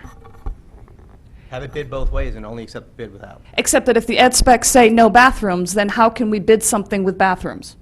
And So- have them bid it without. And there may be a question of, do you put a bid document out that the state will say, okay, they're in there, but the board has already decided to have them out? I don't know the answer to that without. question. Yep. But- So on the basic question, if I can move this along if you will, on the basic question, in or out at this point? Let me ask you, since you're working with the building committee. No, because what concerns me is I'm the that liaison, obviously yeah. we've got other building projects which have had budgetary issues. And I can't, there's nothing that is objectionable about these bathrooms except for the fact that nobody knew that this was coming. This was a surprise. I didn't find out until I was at the TP&Z meeting and I saw it on theirs and it was a surprise. And I don't like that feeling that we're surprising people with information that was not part of the conversation at any point in time. That said, of course they're a welcome addition. We've asked for them every time we have a portable conversation. But my question to you is, how emphatic can we be to the building committee that there will be, I want that to be a very hard line in the sand in terms of you must work within this budget, that these bathrooms cannot be the reason that you go over. And I haven't had to, I've only been on one building committee, so I'm not clear about how that can be communicated. But to me, that's the most important point of emphasis here. How can these not be an improvement, but on the other hand, you know, in terms of the additional money? So my only answer will be at the first two meetings. In both meetings, I expressed to the building committee that their number one job is to bring this in under budget, as it's shown on the waterfall chart, and on time. And I think one of the jobs of myself as a liaison is to keep reminding them. I specifically said that even if it was within the 1.2 million, if the architect that you hire suggests that perhaps the next phase of the project, you might need more money, then you might want to save that, because at the end of the day, it's the sum total of both the first phase and the second phase that we have to watch. So I've been emphasizing that to them. But again, the building committee is managing that budget, and No, and if I could follow up with that, when you talk about phase two, you're talking about then the full, yes, the full edition, yeah. but money can't be moved from one to the other? No. Thank you. Any other questions from board members? I thought we were going around the table. Oh, I'm sorry, yes, right. You clarified what you're saying. My concern is that them being put in would put our budget over Yeah. what we were saying. Use the microphone if you will. Sorry. You had addressed just now what I'm concerned about, is that putting these bathrooms in, we would go over budget. But if, But the budget that has been approved by the RTM includes a value for the bathrooms. That's assuming the I bids don't come in. think that's true. That's assuming the bids come in, and if they come in higher than is expected, well, then they get deducted. So now I go back to the whole thing of, if we approve these ed specs, we're approving the bathrooms. If we, The possibility of. yes, if Mr. Llewellyn, no, on this particular motion that's in front of you, the answer is no to that. Mr. Llewellyn wanted to put a explanation point on specifically not leaving it in the hands of the building committee, but to be clear.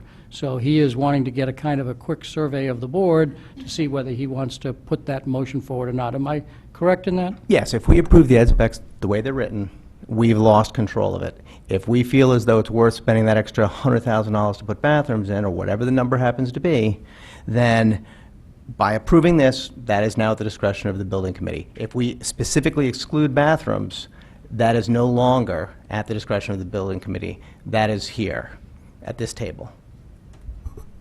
So, are you likely to say, well, let's see what the cost is, or do you want to strip it out right now? Once you see the cost, it's out of your hands, though. Correct, yeah. I'd just like to state first that I don't like that we're in this position. And secondly, I'm not going to take away from the safety of the children of Holland Hill that are in the portables. So if we approve money or it's in the budget for the portables, then yes, I would go with it. Keep them in as a deduct. Mr. Calabrese. All right, well, let me first state that I do not like surprises. And to me, this is an absolute surprise. Before, I've sat in on every committee we've gone to, whether it's the RTM, the Board of Selectmen, Planning and Zoning. Planning and Zoning was the first time I had seen that bathrooms were going to be in there. And it wasn't even discussed. It was just on the drawing. So I don't like to be blindsided. I tend to agree with Mr. Llewellyn that I think we should add it into the ed specs to say that we don't want it. I also don't want to see these portables going over 250,000. That's what's allocated. That's what we should stay within, period. Whether we've got $1.2 million or not, we should stay within the 250,000. I would hate to see something like air conditioning get cut because we wanted bathrooms.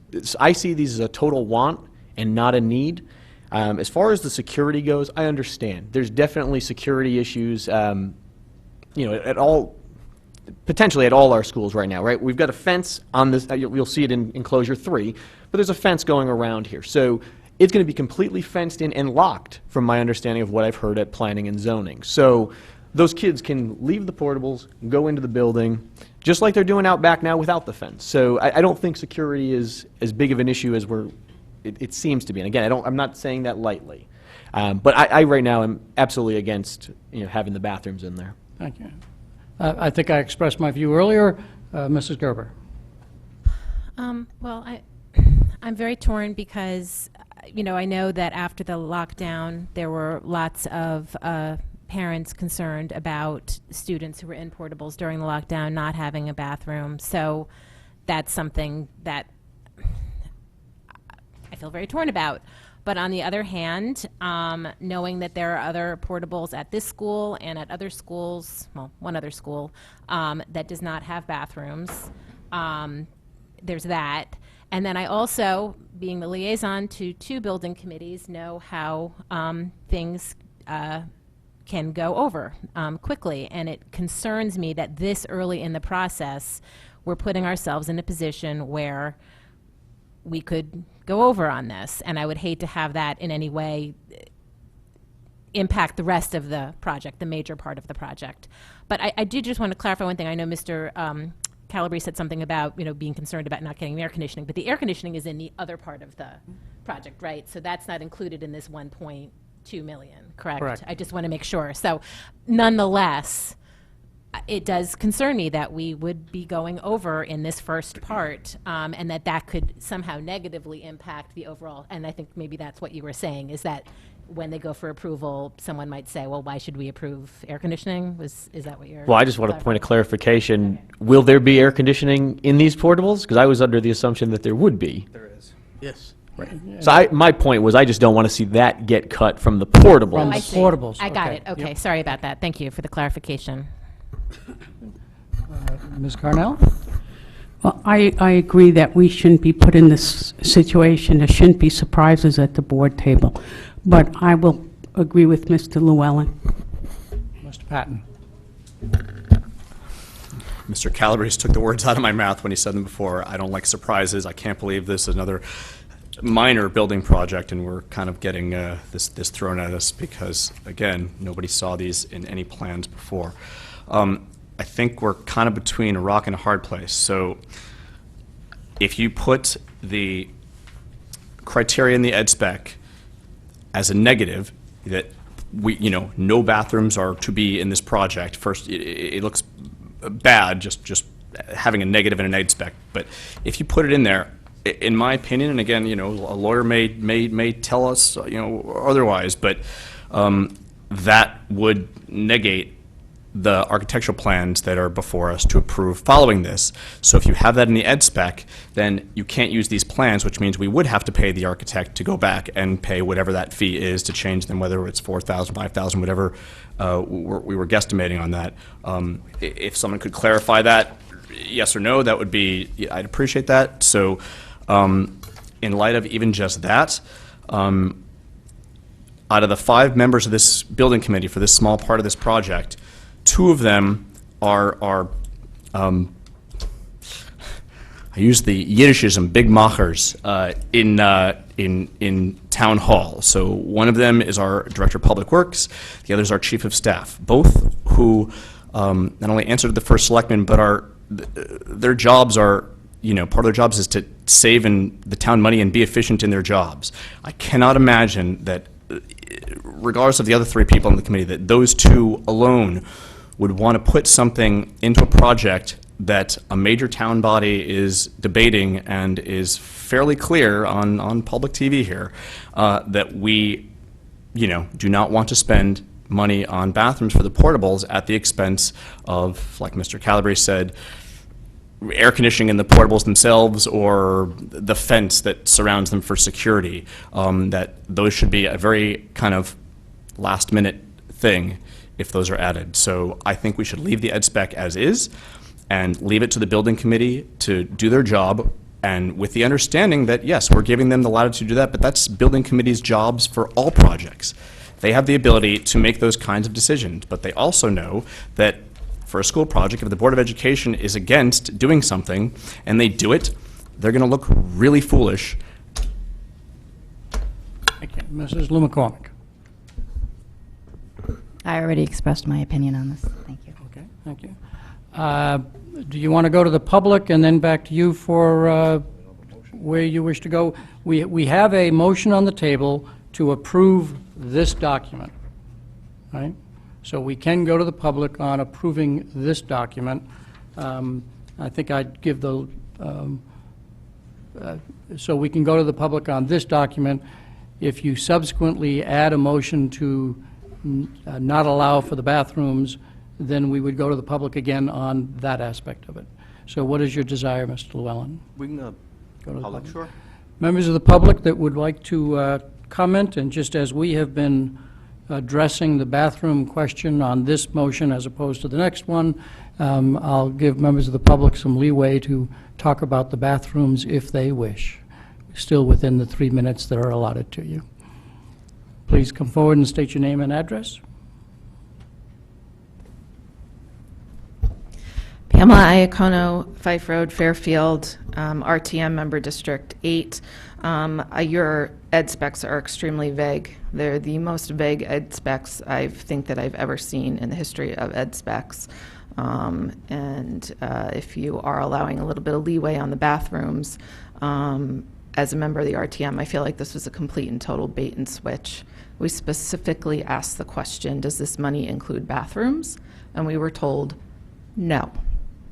There would be no bathrooms. I was shocked that it happened at the building committee level. I personally, security-wise, awesome, great, go for the bathrooms. Except that's not what you told anybody who approved this project and the money coming down the line for it. Thank you very much. Anybody else wishing to come forward to speak on the motion?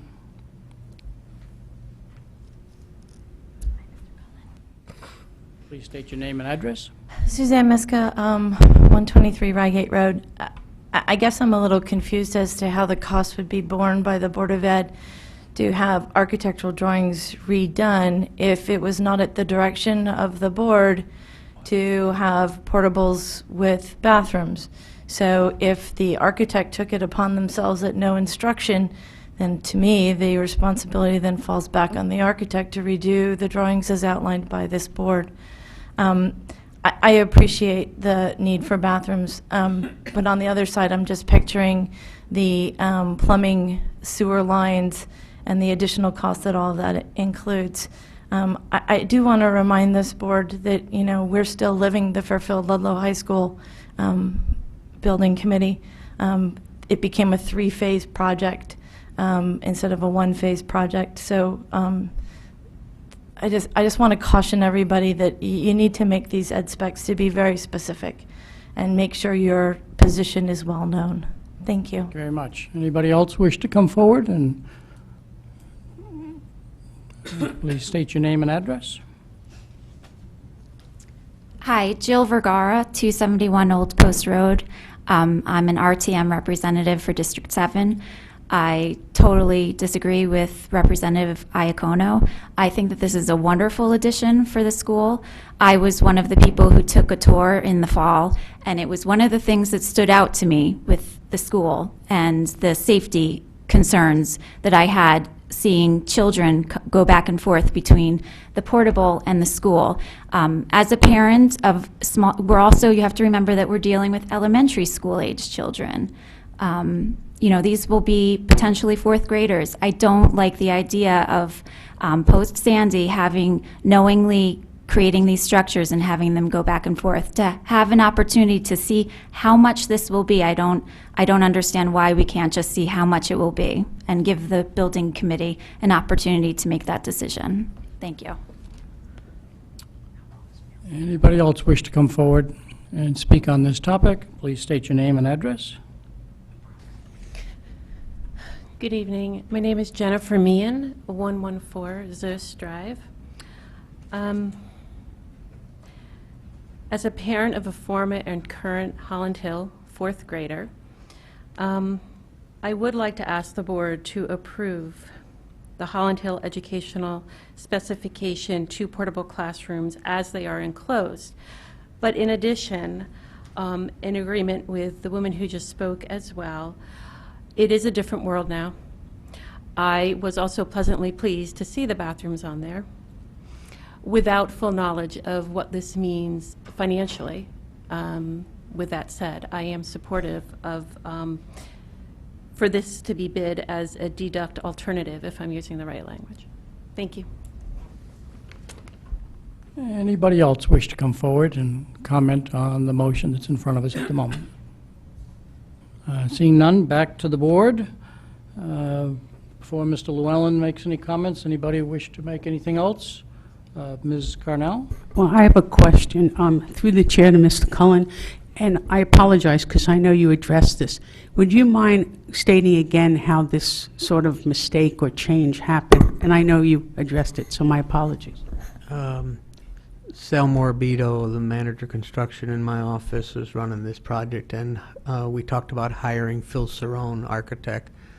He's a local architect in town and had done an awful lot of portables with us through the years.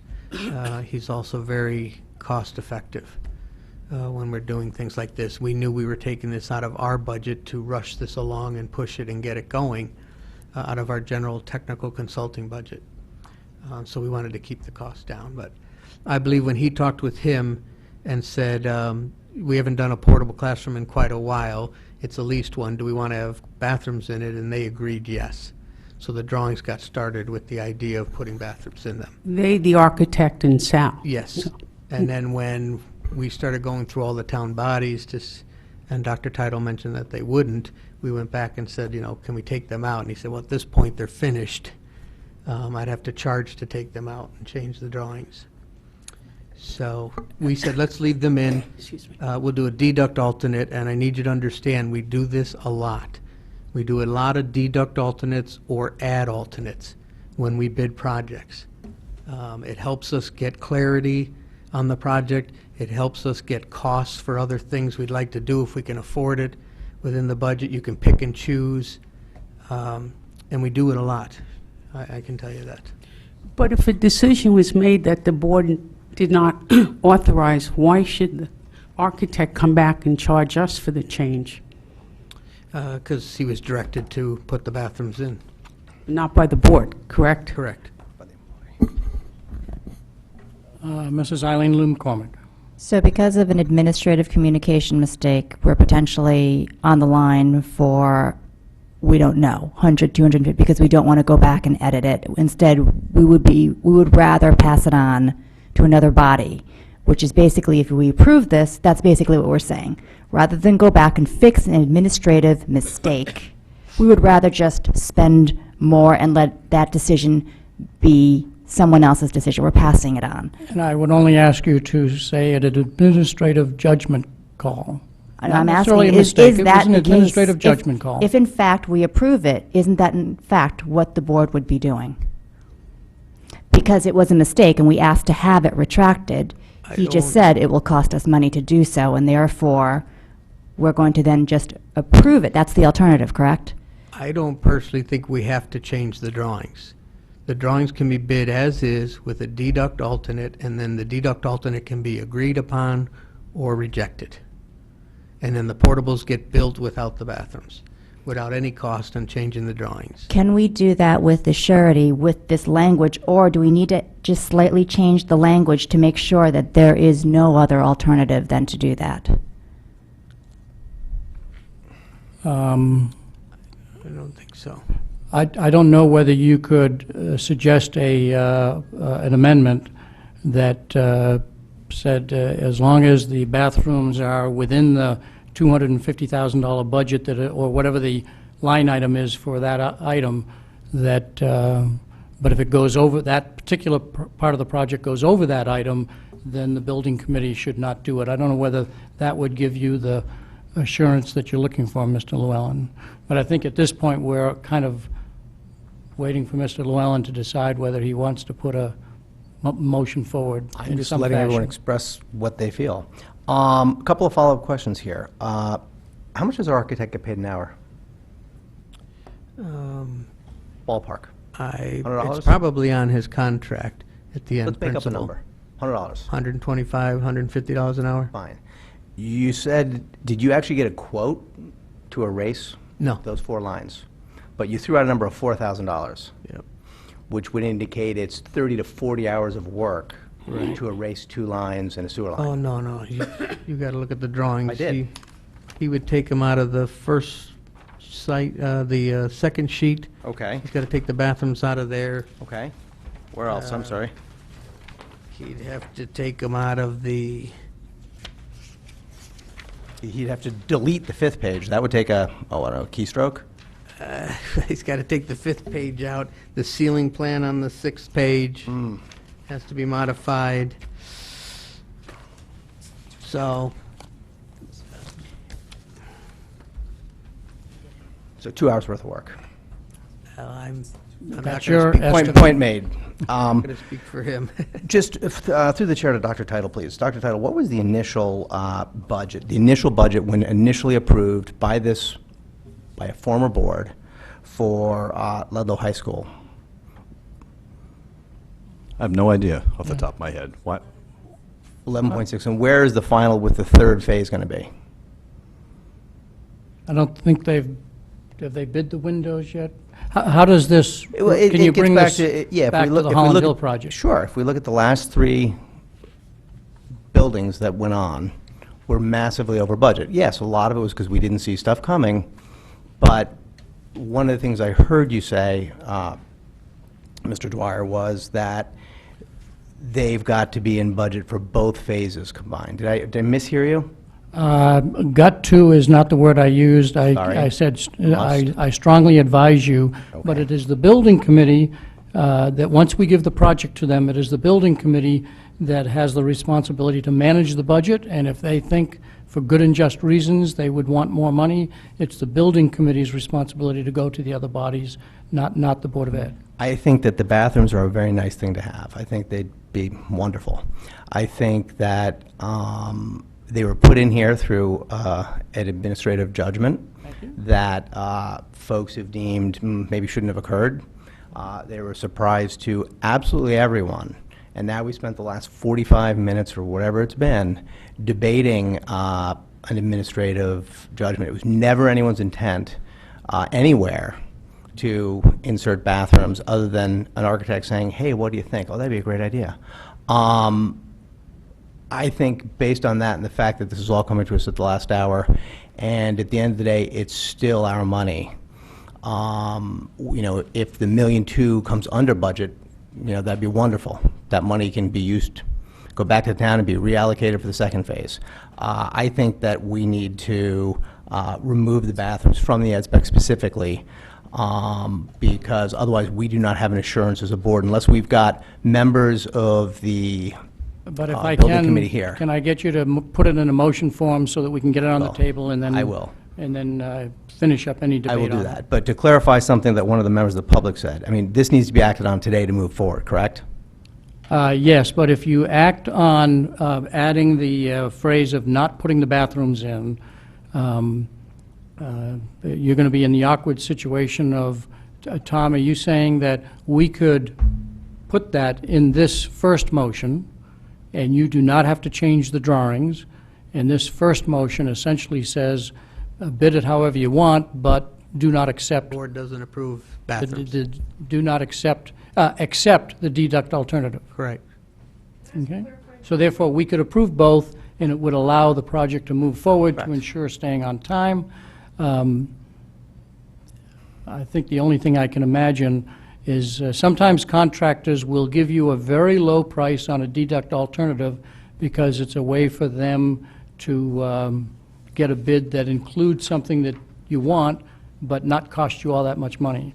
So if suddenly the deduct alternative came in and it said, this will cost you $15,000 to eliminate the bathrooms, would then, the building committee would say, well, that's not much of a savings, and then would the board then have to readdress the question? And would the board make a different decision because it's a fairly minor cost that we're talking about to deduct the bathrooms? So it's that management that is typically left to the building committee, not to a Board of Ed. But that's the, so at the moment, I think the answer is we can approve both with whatever language you want to add, and that will allow the deadlines to be met to file the various state forms. Mrs. Pitko. Ms. Pitko. So has the Holland Hill Building Committee met yet? Twice. And do they believe that bathrooms will be added to the portables? That is their preference based on one member of the committee putting forth a motion to eliminate them, discussion all around the committee, and then that one member withdrew the motion because the other five members, were clearly in favor of asking for the price. The committee is not yet ready to say yes, but they felt that on a deduct basis, they can at least get the information and then make a decision. And so that's the rough, that was about a half an hour discussion that I just brought down to about 5 minutes. So back, Mr. Llewellyn is composing.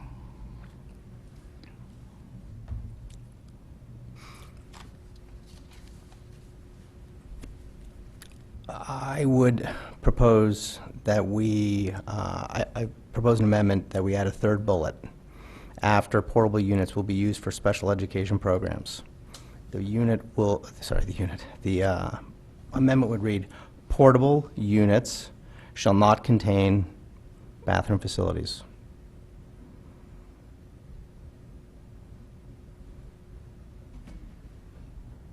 No conditional on that? What would the condition be? Unless they can be. Unless they're free. But they won't be. I mean, that's the thing. You're going to send this thing out to bid, and... just asked the question. No conditionals. Thank you. So you don't want to put any, I think her, Mrs. Yeah, I hear it. Maxine-Kennelly's is, if it is a not more than this, then I think that's what her question is. You prefer to leave it exactly like comment. this? Well, again, here's... Excuse me. I've made the motion. Unfortunately, I have to I made the motion. I have to kind of get the motion on the table with a second and whatnot. I'll second it. Second it, okay. Okay, so... And Mrs. Gerber, you have the motion as... Motion is to add a third bullet saying portable units shall not contain bathroom facilities. Correct? So, Mr. Llewellyn, any further comment that you want to make? I'll open it up to the rest of the board. Mr. Thank you. Calabrese is the person who seconded it? Okay, all I was going to say was, if you're going to try to, like Mrs. Maxine-Kennelly wanted to do, and you want to put a price tag on it, just keep in mind, we've got $250,000, which was the original allocation that we were told. But the other things you're going to have with this, like someone from the public had said, all the sewer, the utilities. I know Mr. Llewellyn mentioned that. There's other costs that are going to go into this over the 3 years. And those are the parts that concern me. And again, this is something that, the building committee, I'm not really clear is aware of this. The architect came forward and put these bathrooms in here, really without anybody's approval. So that's the part that's really bothering me with it. So, Mrs. Maxine-Kennelly, followed by Ms. Pitko. A few things. I completely acknowledge Mr. Calabrese's point, but this is true of every single building project we will ever look at. There are the uncertainties, and that's why a lot of these projects that went over budget, it was never because there were we had to make financial estimates before we had all the information, before we had encountered every potential problem. So it's not that, incompetent people were in charge. It's not that all of a sudden they got very fancy with things. It's the nature of, that's where I know Dr. Teitel has worked on, with the town in terms of revising this whole process, because we don't like to ask the other town bodies for more money. Excuse me, we do not like the building committees to be in the position to have to ask for more money. So I completely acknowledge what you say, but that's going to be true of every single building committee project that we sign on for and every ed specs that we sign on for. And to me, what I go back to, while I think we have made amply clear to the staff here that this is not something we ever want to see happen again. I think we all are united in that viewpoint. But I go back to the very beginning when this was first being brought before us, and if they had said that we're going to look towards portables with bathrooms, I have a hard time believing that anyone would have objected to that. And so ultimately, and I absolutely acknowledge that I am oversimplifying here, but to me this is coming down to, are we looking to slap and teach a lesson, or are we doing, actually I kind of come back to what Mrs. Lou McCormick said when we were talking about the computer courses in the curriculum. which is, do we have to wait 7 or 8 years before making an improvement when we see the need for it right now? And to me, this is something that is an improvement on what there had been in part of the prior discussion. It's something I would have wanted, and maybe we should have pushed harder back at the beginning. This is something we want and advocated, and I will certainly claim for myself to be guilty of, well, this is how we're always doing it, and I didn't push that point more. But I see it as a positive. And so while I want the lesson to be heard loud and clear, none of us like these surprises. This is how we are being represented to the other town bodies, that even though we are not the one who represented it this way, it always gets grouped in with the en masse, the Board of Ed doing this, that, or the other thing. Do I want to hold this up because of the need to teach a lesson? I believe this is something that can be explained to the other town bodies. I certainly respect the other elected officials who would have objected to how this rolled out. Well, so did we. So we're on common ground there, but that said, I don't think it would be unanimous in the other town bodies for finding this objectionable. It is a positive. I'm not happy with how it's happened, but ultimately, am I trying to teach a lesson, or am I trying to make a tangible improvement now?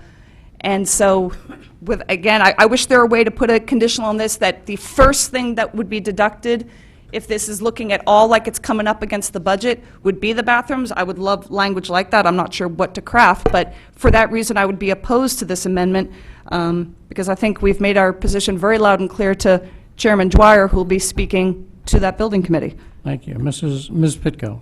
She said it all. Ditto, okay. Ms. Carnell. Through the chair to Mr. Cullen, is there a difference in price for portables with and without bathrooms in this day and age? Because they've. Yes. And do you know that price differential? No, I don't.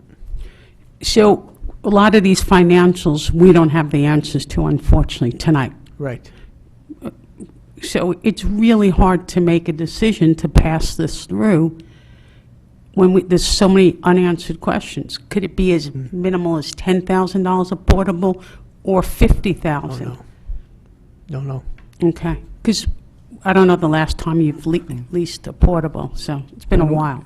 We need to go to the public on this amendment, so can I take the last two comments from our last two board members before we go to the public?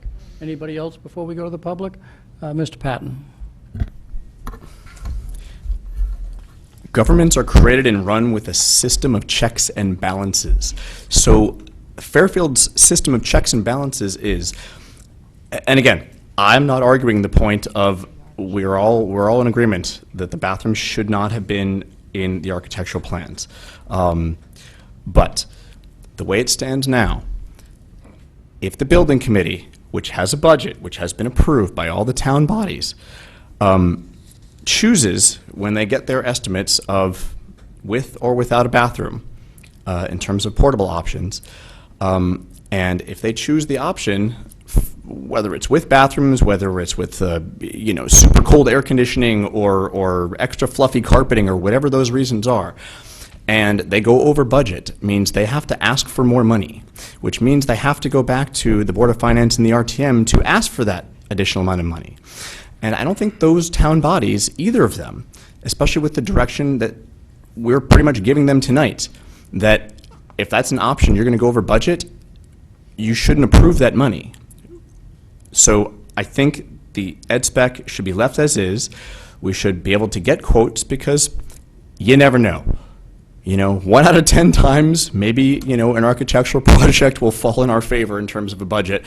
We have many projects that have come in under budget. So, all those lies that keep coming out there that say we're always in the hole is not true. Money doesn't go back to the town. It's a bond. So we borrow X amount of money, $1.2 million. If we don't use it, we just don't borrow that amount of money. If we need more than $1.2 million, we have to ask for more money. So I trust in the faith of our other town bodies that they would make that decision to our wishes. Thank you. Mrs. Eileen Lou McCormick. And I guess I have to respond to that. We are part of the check and balance, and therefore we have just been notified that a mistake had been made. It is our job then to check and balance, as opposed to passing it to another town body to do that job for us. We're perfectly capable of understanding that it was a mistake, as Mr. Cullen had pointed out, inadvertent. There's always going to be wants that people wish they could have. Sure, we could always spend up to every budget, but it's a want. We don't need to. It wasn't part of the original plan. If we said, oh, let's also add skylights to all of them, oh, that's a great idea. Okay, let's just add that too. It can fall within, if it falls within, where does it end? How many items can we add to this if it falls within this? Let's add this. We can keep going. It wasn't part of the original plan. I don't know why we have to approve that aspect tonight. We should approve what was brought before everybody and was understood. If in fact we want to go back and revisit, I'm sure we can if we fall way below budget. But the cost of doing a bathroom is expensive. It's not going to be inexpensive. It's not going to be a $15,000 little dink because we've got excavation for the plumbing, for the lines, for the connections. We don't know what we're going to run into. You don't know if there's rock under there. There's a lot of unknowns. Why would we, as a responsible Board of Education, put that when we know very well it's a want and not a need? So I can't approve this right now. If we knew the numbers in advance, that would be great, but we don't know the numbers, and the reason we don't know is because it wasn't part of the original plan. We had never planned for it to be part of this, and therefore, I think the most prudent thing for this board to do is approve what everybody in the public had accepted and what we had agreed to originally. Can I, Mrs. Maxon Kennelly, and if I can ask the board so we can get to the public next, if I can ask that Mrs. Maxon Kennelly take the last comment. Just first of all, one clarification, through the, either to Mr. Dwyer or to Dr. Title, when we go into a building project, how many of the numbers do we know for sure ahead of time when we approve the ed specs? In other words, how many of the numbers are not estimates? Well, they're always estimates. Yeah, they're always estimates. So I repeat, Yeah. which numbers are we sure for a fact this is the number that this project requires? Of the various line items on there, I'm not sure that you know any of them at the moment. So through the chair to Mrs. Lou McCormick, the idea that this project involves knowing numbers is not something we have as a requirement for any building project we ever do. We don't know the numbers. We make estimates, which is how we have an approximate budget, which then goes to the building, which then, excuse me, goes to other town bodies to get approved, which then goes to the building committee to spend. It is not part of the building committee process that we ever have firm and exact numbers at this level. It's not part of the, I'm not saying that it's not a way to change the process so we could find those numbers out ahead of time, but right now it has never been our process in recent memory to do that. So to have that, hold that as an expectation for this process is just flawed thinking, because now you're talking about holding up every future building project because you need to know numbers for certain. Secondly, to equate bathrooms to skylights, I think is a highly objectionable perspective. I don't think there is a parent out there who's been through a lockdown, who's been concerned about safety, that would equate bathrooms to skylights. And then finally, the cost, we've approved the cost. We sent it on. A judgment call was made, and now we simply have to make the decision, I think, rather than, I just come back to, if we had been told back in step one, would you like bathrooms to be a part of this project? And if your answer to that question is, no, I would not want bathrooms to be a part of this project, then that should determine one vote. If your question, if your attitude instead is, I might want them depending on the cost, or yes, I would want them, then this amendment needs to be voted down. Thank you. Apparently, I do have one more comment. Make Please it do. quick. Through the chair to Mr. Cullen. When we put the numbers together for the 1.2 million that we went and asked, I know they're all estimates, but if I'm not mistaken, you guys actually contacted different portable companies, or at least ones that we've used in the past, to get an estimate on what they were going to run us. Did those estimates for the $250,000 include bathrooms? I don't know the answer to that, I'm sorry. Okay. I do know we reached out to several companies verbally to find out what kind of number we should hold for 2 portables. Okay, thank you. Thank you. Out to the public. While some of you may have commented on the bathrooms in conjunction with the original motion, because this is a separate motion and amendment, specifically that portable units shall not contain bathroom facilities, the members of the public are welcome to come forward and talk about that amendment and that amendment only. Anybody wish to come forward? Please come forward, state your name and address.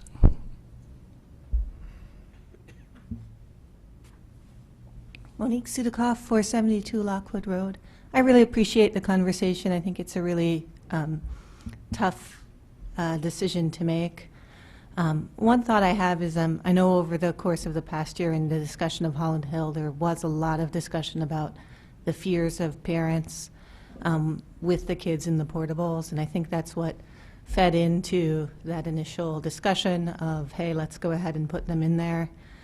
That fear is real. I looked out my window this Sunday and saw a known felon who lives in the area with an ankle bracelet ride by on a Segway. There's a fear there, and our kids feel it. And if that plays at all into this decision, I think it's an important point to raise. Thank you. Anybody else wish to come forward? Please state your name and address.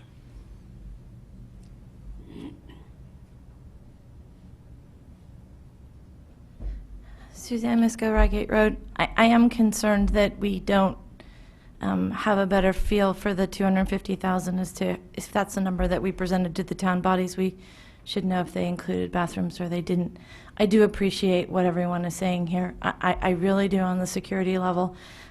My big suggestion is that maybe the wording be a specific piece, and I don't know if that's what this wording will do, but along the same lines that you guys have and your regular ed specs, if you ask for a double ply roof and the cost is too much and they come back to you, you have to approve a single ply roof. So maybe there's something, because I sense where everyone is torn, maybe there's something that can be written so that if it does come in less, they can come and present to you the alternative, and then the discussion can be revisited. It's just a suggestion. I know this is a tough call for all of you. Thank you. Thank you. Anybody else wish to come forward and talk on this topic, on this amendment? Jill Vergara, 271 Old Post Road. I wanted to address a comment that was made in discussing the amendment. I think that Mr. Calabrese questioned whether the committee, the Holland Hill Building Committee, would have been aware that there would be additional costs in extending plumbing or something of that sort. And Joe Michelangelo is on that Holland Hill Building Committee. He was present at the meeting. That was one of the things that he raised. So it's definitely something that they considered. And in considering it, they said, no, we want the bathrooms. Thank you. They want to get the information. They're inclined to leave it in, but as Exactly. With a deduct alternative. Thank you. Anybody else wish to come forward and talk about the amendment? Seeing none, back to the board. Any final comments that people wish to make before we act on the amendment? Mr. Llewellyn. Had it not been in the drawings, we wouldn't have been having this conversation. I think it'd be great to have the bathrooms. I think that if the bidding goes out and comes back, and everything is less than everyone expects, then I think the committee could come back to this board with an amended ed spec. But right now, we have no way of controlling that. So, if these plans go out as they are, they can be bid both ways. If they can get this thing down in price, can it come back to this committee? Sure it can. To this board, sure it can. But I think because it was an administrative oversight, they're 3-year portables. We have no idea. And to address a question asked earlier, had we been asked months ago, do we want bathrooms? I think there probably isn't a single person at the table who wouldn't have said, can you give me an estimate of what those would cost? And what does that entail? But here we sit with not knowing, is it $5,000, $50,000, $100,000? So I think that I think we should approve the amendment, and if it comes in well ahead of budget, then, the building committee should come back for amended ed specs. But if we approve it this way with the amendment, and we approve the drawings the way they are, the option is there for them to come back for amended ed specs. We did those 6 months ago on the high school. Thank you very much. Are we ready to, guess not, Mr. Patton? I'll try and be quick. To Mr. Llewellyn's point, through the chair to Mr. Cullen, if this amendment is passed to the EdSpec, which would effectively remove the even contemplation of having bathrooms in the portables, can you therefore go out, or can the building committee therefore go out and ask for bids with and without, if it's in the EdSpec that says it's without? Yeah, they can still submit the drawings as is and have the bathrooms be a deduct alternate, because the deduct alternate is a separate page the bidders submit with Even their if it's bid. in the EdSpec where we say we do not want bathrooms, they can still go out and take a bid for a project that has bathrooms in it. Yeah, that was the intent, why we didn't go back to the architect to make the changes. We discussed internally that we could get a deduct alternate and remove them if we have to. Right, but but this is an amendment to change the EdSpec that says, portable units shall not contain bathroom facilities. So what you're saying is if we change the EdSpec, it still doesn't prevent us from getting quotes for both options? Correct. It doesn't. Okay, so. What it does do that- is it forces the building committee to come back to this board. If they agree they want the bathrooms, they got a real good price, it's under the 250,000, then they would definitely have to come back to this board. In which case, then we'd have to revise the EdSpec and take it Strike out it out. again. And that is my intent. Through the chair to Dr. Title, would that process of then having the EdSpec come back here delay all the state processing and reimbursement and all that jazz? I'm getting worried about this. Yeah. That's why I'm A little bit in terms of the worried. whole timing of this thing. Yeah, it would. Can Yeah, I think make it would. I think it could be I don't know, could be a problem. We're at a very tight timeline on this thing, and I completely get the issue that, administratively, we should not have gone forward with these. They went to the building committee. Building committee could have said, what are you guys doing with these bathrooms? They're not anywhere. Nobody talked about bathrooms. Get rid of them. Go back and redo the plans. But they didn't. They wanted to get both prices. So we sit here. I do worry about that timing. I mean, if I'm the state and I look at the EdSpec, and then we have to submit plans and specs for approval, they say to us, look, we can't approve these. They've got bathrooms on them. How can you bid bathrooms? The EdSpecs say no bathrooms. So I don't know. I mean, I'm assuming this wouldn't cause a delay, but that just worries me. I don't have the answer to that. Having filed more than a few government grant documents, I would agree when there's a lack of conformance from one piece of paper to the other, that lends itself to a couple of weeks of discussion and then firing a memo back saying, could you answer this question? I think Mrs. Gerber wanted to make a comment. Well, just a question, I guess, through the chair to Mr. Cullen, or to Dr. Title, whoever has the answer to this. When is the latest that the installation of the portables can take place to still have them ready by the first day of school? So like counting backwards from the first day of school, what would be the absolute latest date that those could start to be installed? And I guess a sidebar to that is, if the portables do have bathrooms, I am assuming it would take longer. So would that have to be factored in as well? Yes. I mean, they'd have to build the framing part into each section of the classroom. The classroom comes in two sections. So one of them would have the bathroom in it. They generally do those under a roof and build them separately. There would be some more time to put the bathroom in one of the sections of the building. Do you have any But the sense of how much I don't. I time? can only tell you that, the sooner we get going with it, the better, because we would want installation to be completed somewhere around August 23rd to make sure we're ready for school. I don't think, I'm just thinking about the timing of this. I don't think if this were a regular old building project, the idea of, we'll come back and change the EdSpec when the bids come back in, and then we'll go back and award it differently, I think the timing of that's going to be really difficult to do. I'm thinking that, again, I'm not rendering an opinion here because there's good points on both sides. I'm just thinking that the board makes it clear they don't want bathrooms, and that's what this says. Then I think at that point, you've got to approve the plans and specs with the understanding that the bathrooms are removed. And we tell Phil Cerrone, fix them, and that's what goes out to bid. I don't think, I think we can mess around with this, to be honest with you. That's just my thinking this thing through, is if the board makes a statement, I mean, when you say there shall be no bathrooms, there's no bathrooms. So I think we would have to, again, depends on how the vote goes, that we would say, I think the board would have to make a motion that would show that they'll approve these pending the removal of the bathrooms, so we don't have to come back and vote on it again. That's what I'm trying to get away from. Not having to have the board vote on this again on April 5th, which would delay the project. Right?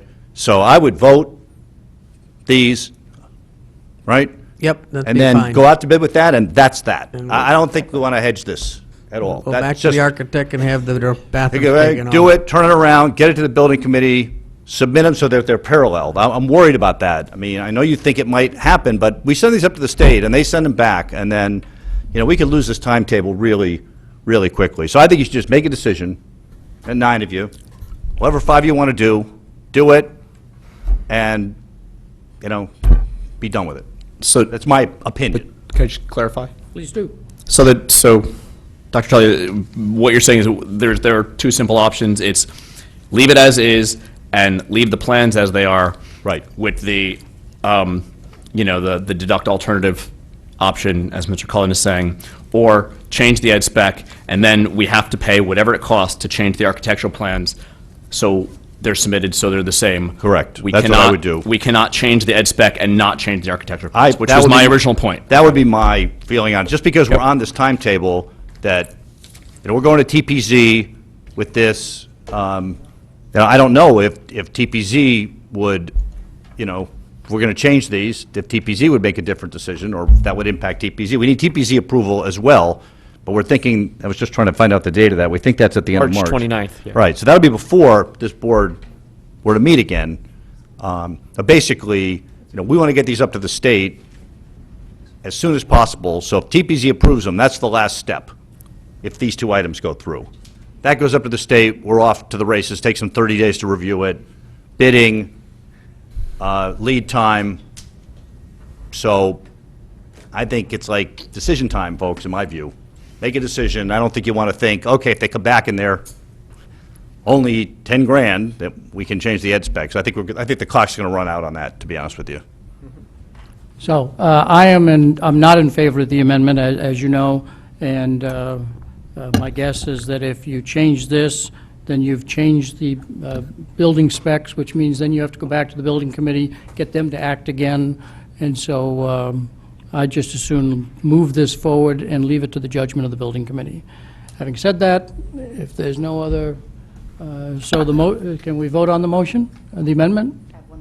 Please do. Just in response to that, so what you're saying goes in direct contradiction with what he just told us, that you're saying there's no flexibility. He said that there was flexibility very clearly several times, multiple times, and now.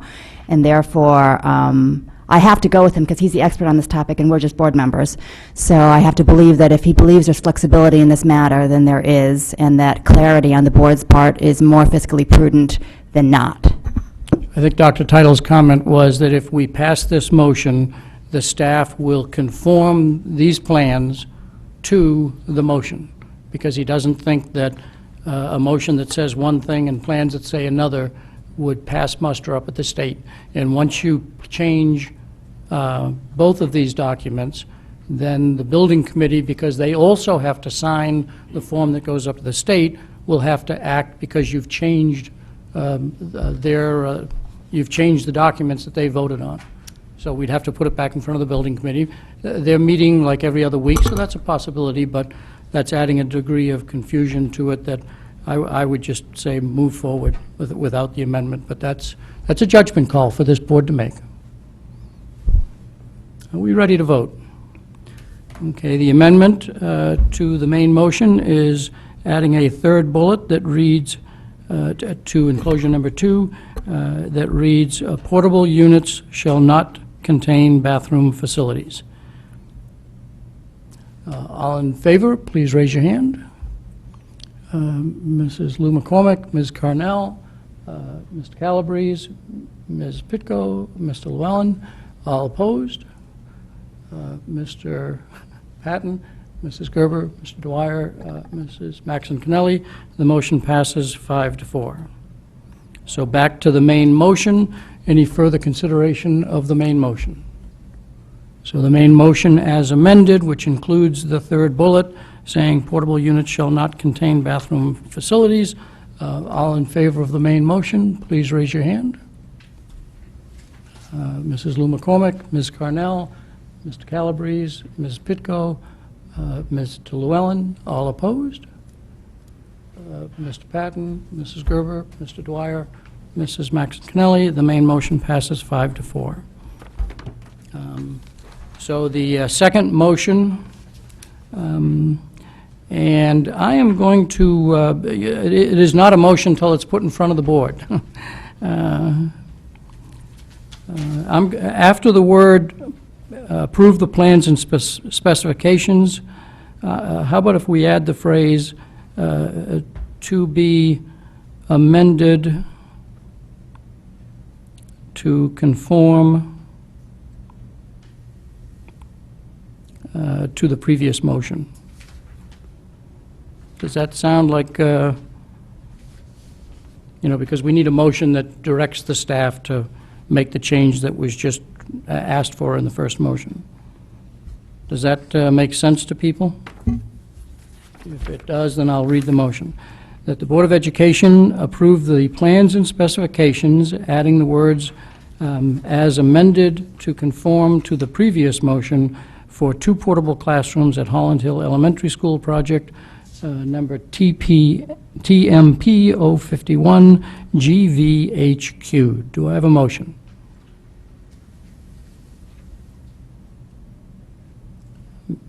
Ms. Pitko, do I have a second? Mrs. Eileen Lou McCormick. Any further debate on that motion? We've talked about both sides of the issue essentially with the first motion, but any further debate on this particular motion? Mrs. Lou McCormick, followed by Mr. Patton. I just have one question to Mr. Cullen. Does that language achieve what we need? Yes. All right, thank you. Mr. Patton. I was more or less going to ask the same thing. That language seems a bit vague. Do we need to say something more specific?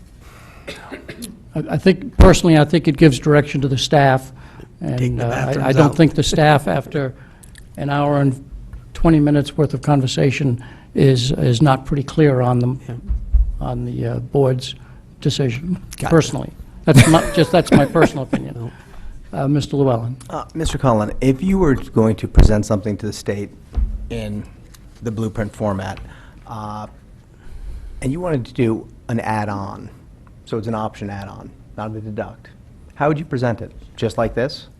Yeah, it would have an add alternate section. So it would be this exact same drawing saying, the bathrooms are an add-on? Yeah, usually it's a separate sheet that says add alternate. Okay. So would you need to modify these drawings? If we were going to add something onto it. If you were to send them through the way they are and say that the bathrooms are an add-on, are these good as they are? Yes. Thank you. I don't think that eliminates the issue of 2 different documents and the state that is being the state. No, I they would- disagree, because you can come back for an amendment to the ed specs if you wanted to, but I'm fine with your language. I'm just Okay. stating that these, I don't think necessarily need to be changed if you phrase it as an add-on. My guess is we'll need to get clarity from the state on exactly what we need to do with this. So when we submit it, we know they're going to accept it. Yeah. So let's go through it with them on the phone, say, here's the story. What do you need from us? Make sure they get what they need, because we don't want them to delay it. And they're good about that. They'll let us know what they want to do. Thank you. That's And really if what I the was... state doesn't need a change in the plans because they already understand the backstory, Then off it goes. off it goes. Yeah. Well, then, we can't use your amendment.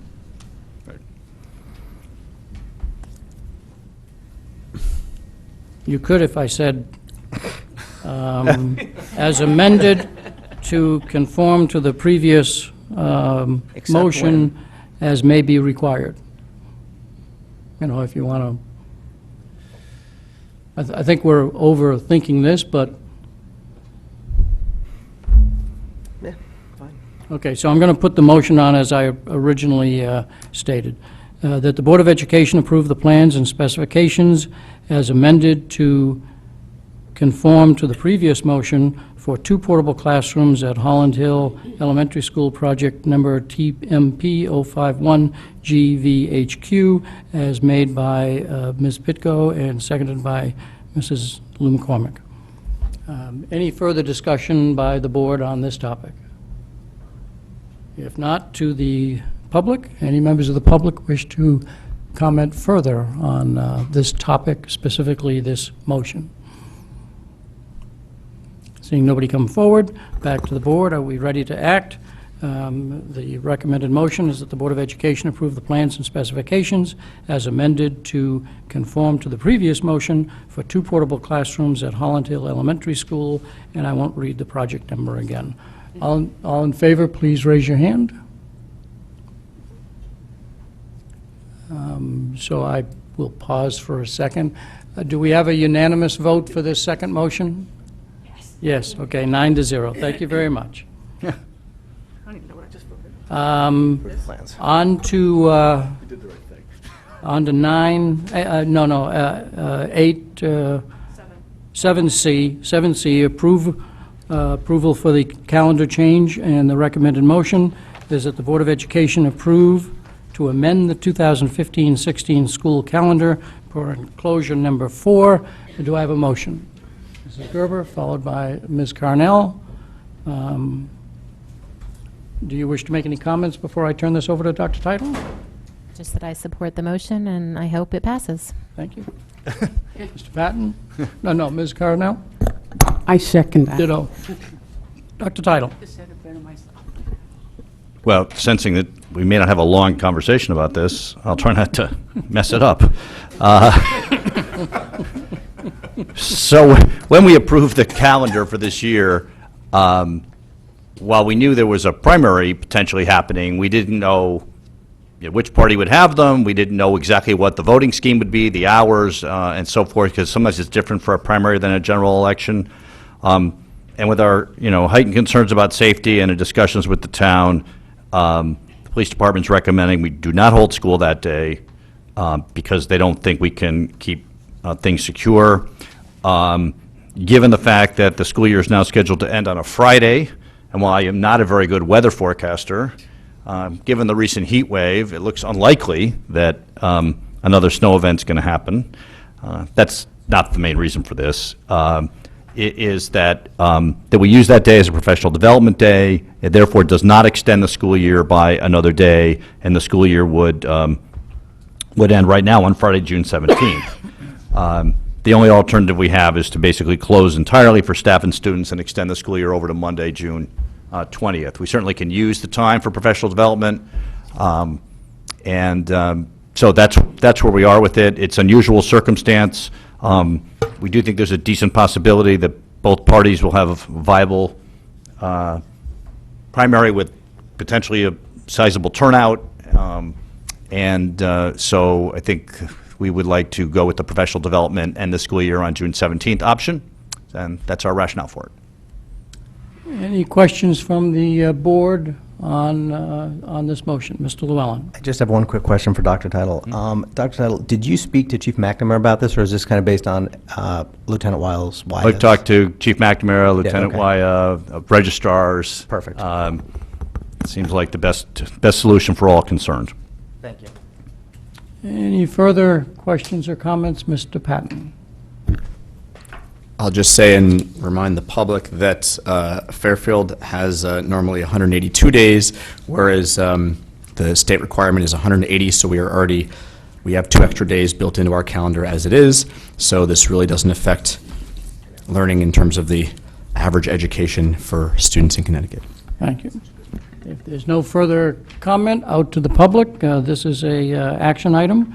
Any members of the public that wish to comment on the motion concerning not holding school on April 26th and because of the reasons mentioned, please step forward and make a comment. Seeing nobody come forward, back to the board. The recommended motion is that the Board of Education approve to amend the 2015-16 school calendar per enclosure number 4. All in favor, please raise your hand. It's unanimous, 9-0. Thank you very much. Thank you all. The chairman of the policy committee, I believe, has the next section.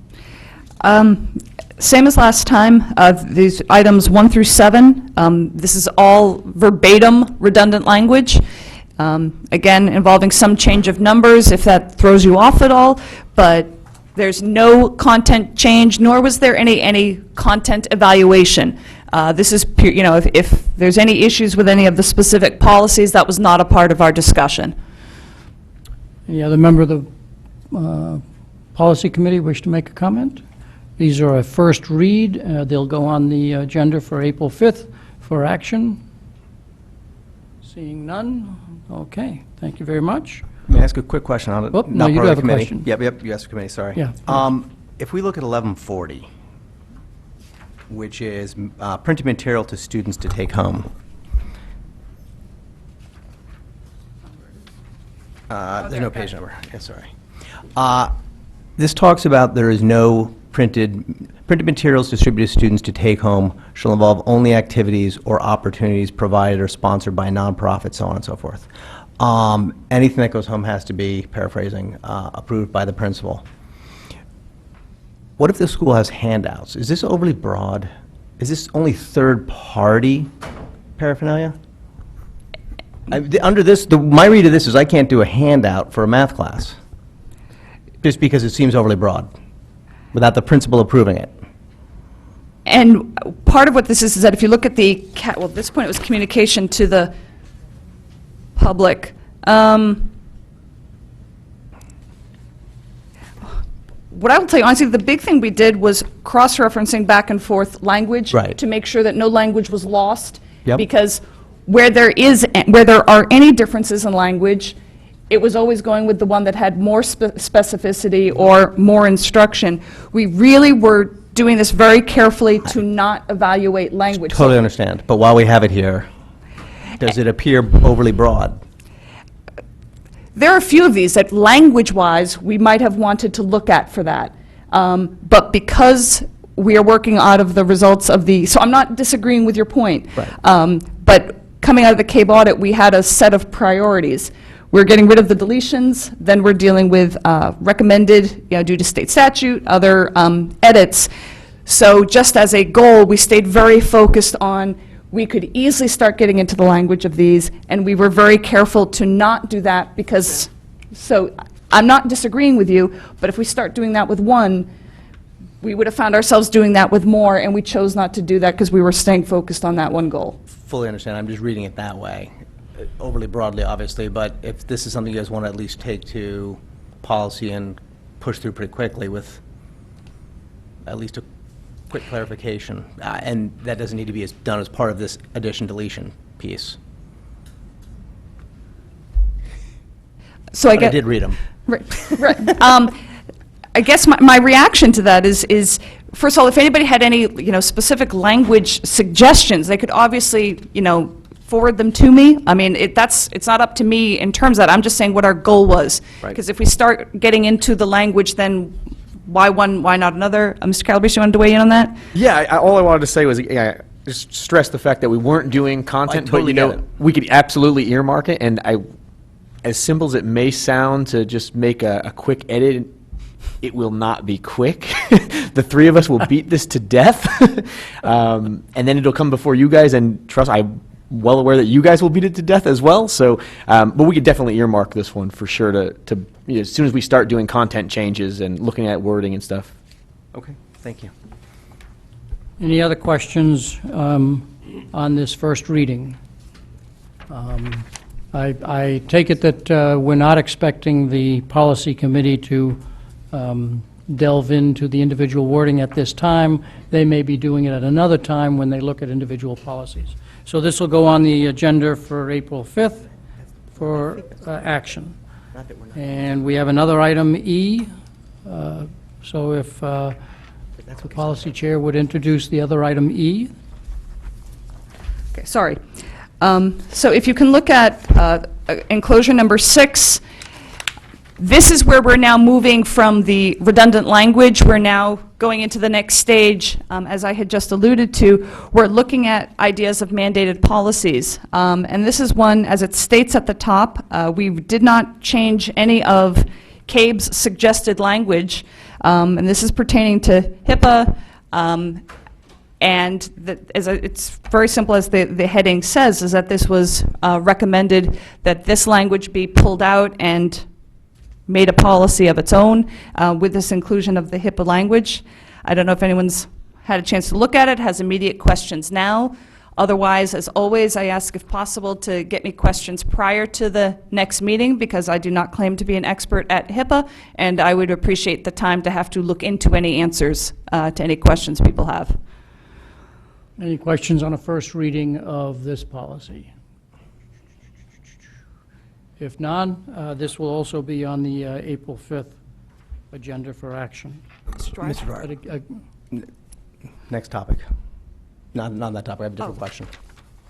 We're getting on to the approval of the minutes, right? Right, no, I've got a question, though, if I may. On what? I had sent in a request to have something added to the agenda, and was told that if we sent it in writing, that it would be added to the agenda. So I'd like to make a motion to add a topic to tonight's agenda, which I sent to the entire board 10 days ago. Can I ask you to do that during the open board comment section so we can follow the agenda that is published? It actually falls under new business.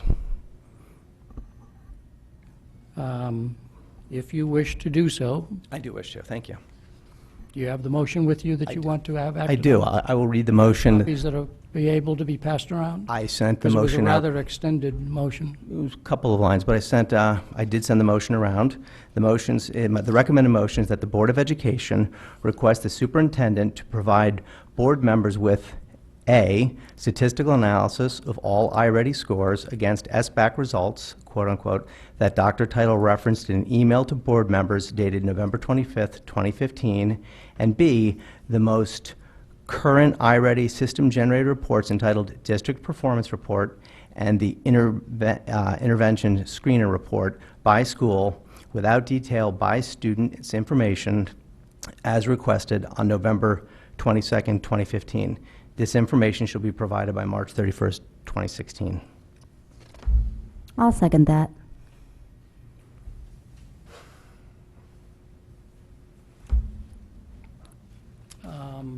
Mr. Llewellyn, you made the motion. Do you wish to make any further comment on it? I do, actually.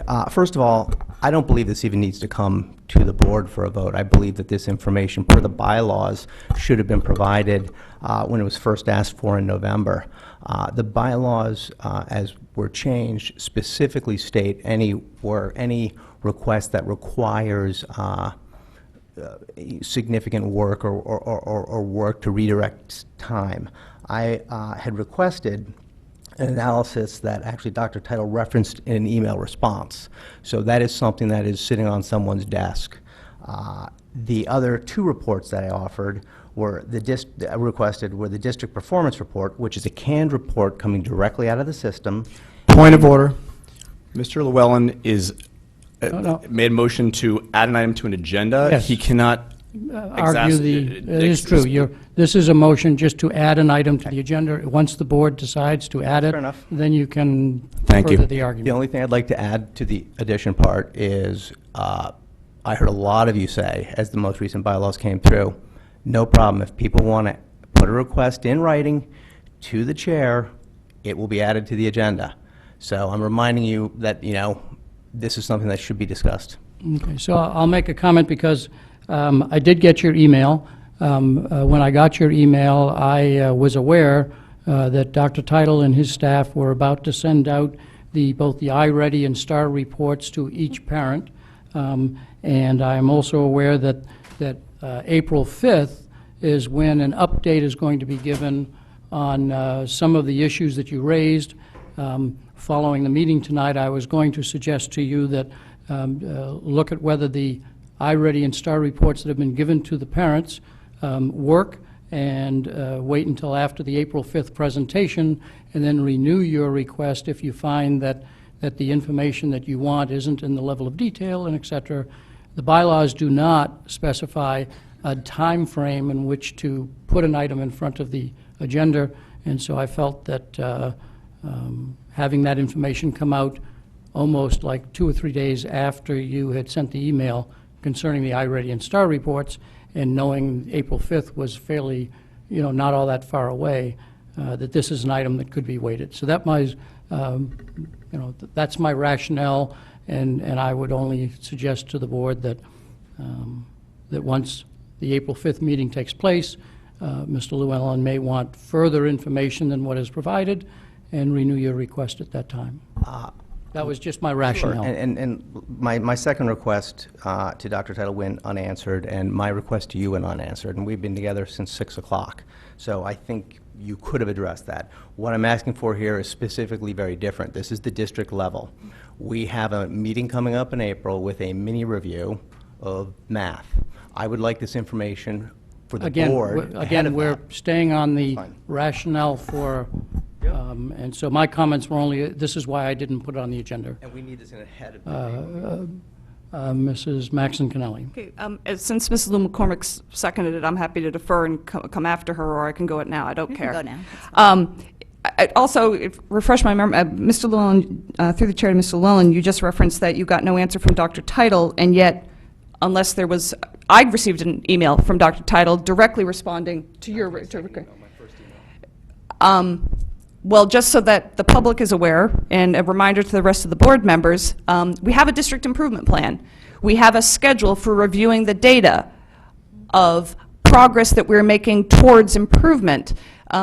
Much of this data is something that I would expect to hear as part of that district improvement plan, and in fact, Dr. Title explicitly said will be reviewed as part of that. We have all of those many, many data points that we will be referencing, and so we will be receiving this. And so it is because of that that I am not in favor of this motion, because I believe the concern was addressed, schedule was put out. We unanimously approved a district improvement plan. We specifically also talked about when we want to get updates on that. I don't believe in changing something that we actually managed to unanimously approve. And that is all your rationale for not approving. Right, thank you. Any other comments on the motion to add something to the agenda as opposed to debating the underlining question? Mrs. Lou McCormick. So I would say, I had asked a similar question of Dr. Title, and he had responded that he was going to try to respond at the April 5th meeting when he was planning on doing the review of the iReady. And I would say that I would be in favor of perhaps delaying the conversation if, in fact, the representation was that this data would, in fact, be provided at the April 5th meeting. I think we can wait until April 5th rather than having to discuss it tonight. But if, in fact, it was not the intent to ever discuss it, then I would say, let's maybe not wait. Let's add it to an agenda. All right, so let me clarify a couple things. I know I just missed something because bladder isn't what it used to be. Anyway, the presentation on April 5th is a status update on the curriculum. Right? So that'll be what's going well, what we've had to tweak, just like we've done with other status updates. Part of that will be some student performance data. Some of that student performance data will be iReady results. However, I'm not going to say that as part of the iReady results, the back half of that request is going to happen. Okay? The specific reports that he references are not going to be part of that. Okay? So, but we will give you an overview of how the district has performed since the new curriculum was enacted. And part of how that happened will be an analysis of iReady results. It may not be at the level of detail that you want, but this is not an entire evaluation of student performance on the entire math program down to the finest grain detail. So I don't want you thinking that we're going to get to the level of detail that some of you may want on this. But there will be a discussion of student performance results, and some of that will involve iReady as well as other things on April 5th. So I don't want to mislead you, but at the same time, it is part of the presentation. And that is why I thought that perhaps after the presentation, you could renew if you don't have that level of information. So if I can respond Please to do. Dr. Title, what I'm asking for is 2 pages that have summary data information on them. Again. That's correct. Well, This is about the motion That's to fine. add something to the agenda. each of you sat here and said there'd be no problem adding motions, and that was the check and balance that was put in place on the bylaw to restrict data to board members. So And again, I will remind you that there was nothing in the bylaws that said it had to go on the immediate next agenda. We try and schedule things in a certain way, and April 5th certainly is not that far away to address your question, and I think complies with the bylaws. On comments on adding this item to the agenda, and only comments related to that. Which one of you had your hand up first? Ms. Lou McCormick, followed by Mr. Patton. So then I guess if in fact the question is not going to be addressed necessarily in April 5th and the data is easily accessible, I'm not sure why we wouldn't provide it and have a discussion. Because it's a request and we Again, said as a board, I'm explaining I- why we I would understand, want but to the motion add is it to the add agenda. something to the agenda. Right, So if it's not going to frame be your comments that discussed way. April 5th, which has been indicated that particular information, and it is easily accessible by the district, then why wouldn't we satisfy the request to have discussion on it? I guess I'm confused why we wouldn't do it since it's easily accessible. Mr. Patton. As Dr. Title mentioned before, he and the chair plan out agenda items throughout the year. He mentioned, I can't remember the item now, that was potentially on the June agenda. And I'm sure that there are things at the beginning of the year that stretch out, certainly involving the district improvement plan. That said, I'm not in favor of most of the time adding an item to an agenda that is a surprise to the staff. Why are we trying to add something tonight to an agenda when the staff is not prepared to answer the questions that we're going to ask them? So that doesn't make any sense. So at the very least, you know, if we can't be put on an agenda, maybe we can get some of the information that Mr. Llewellyn is requesting, you know, just, you know, in our packets. But, you know, our agendas are packed. It's already 10:30 and we still have a few things left. And budget season is not over. So I'm not in favor of adding Thank you. an item. Any further comments from anybody on the amendment to add the motion to the agenda that Mr. Llewellyn read? Can I assume that each of you followed that motion? Sorry, I just want to get clarification. My understanding is that first we have to make a motion to add an item to the agenda, correct? And add an item to the agenda, as Mr. Llewellyn said, I'd like this motion on the agenda. I think that's what he, right? Okay. He certainly could have said, I just want a motion on the table to add my thought to the agenda, and then we would have had to then structure a motion to put on it, but. That's not usually the motion to add Yeah. to agenda, is just the thing you want to add. And that's what I did. I added that, the thing I wanted to add. There's no motion to add a motion, No, but you want to add to the agenda what you read. and that's correct. So, if there's no further discussion, I have one point of clarification for Mr. Patton. I'm not asking for administrator time right now. This is a very quick vote among the board as to whether or not information that was requested by a board member should or should not be provided. This information requires no effort. this is only a motion to add the item to the agenda, and then we can have discussion on that as to whether we want to actually direct Dr. Title to do so. Repeat the motion, please. I assume you have a copy of that you can hand up?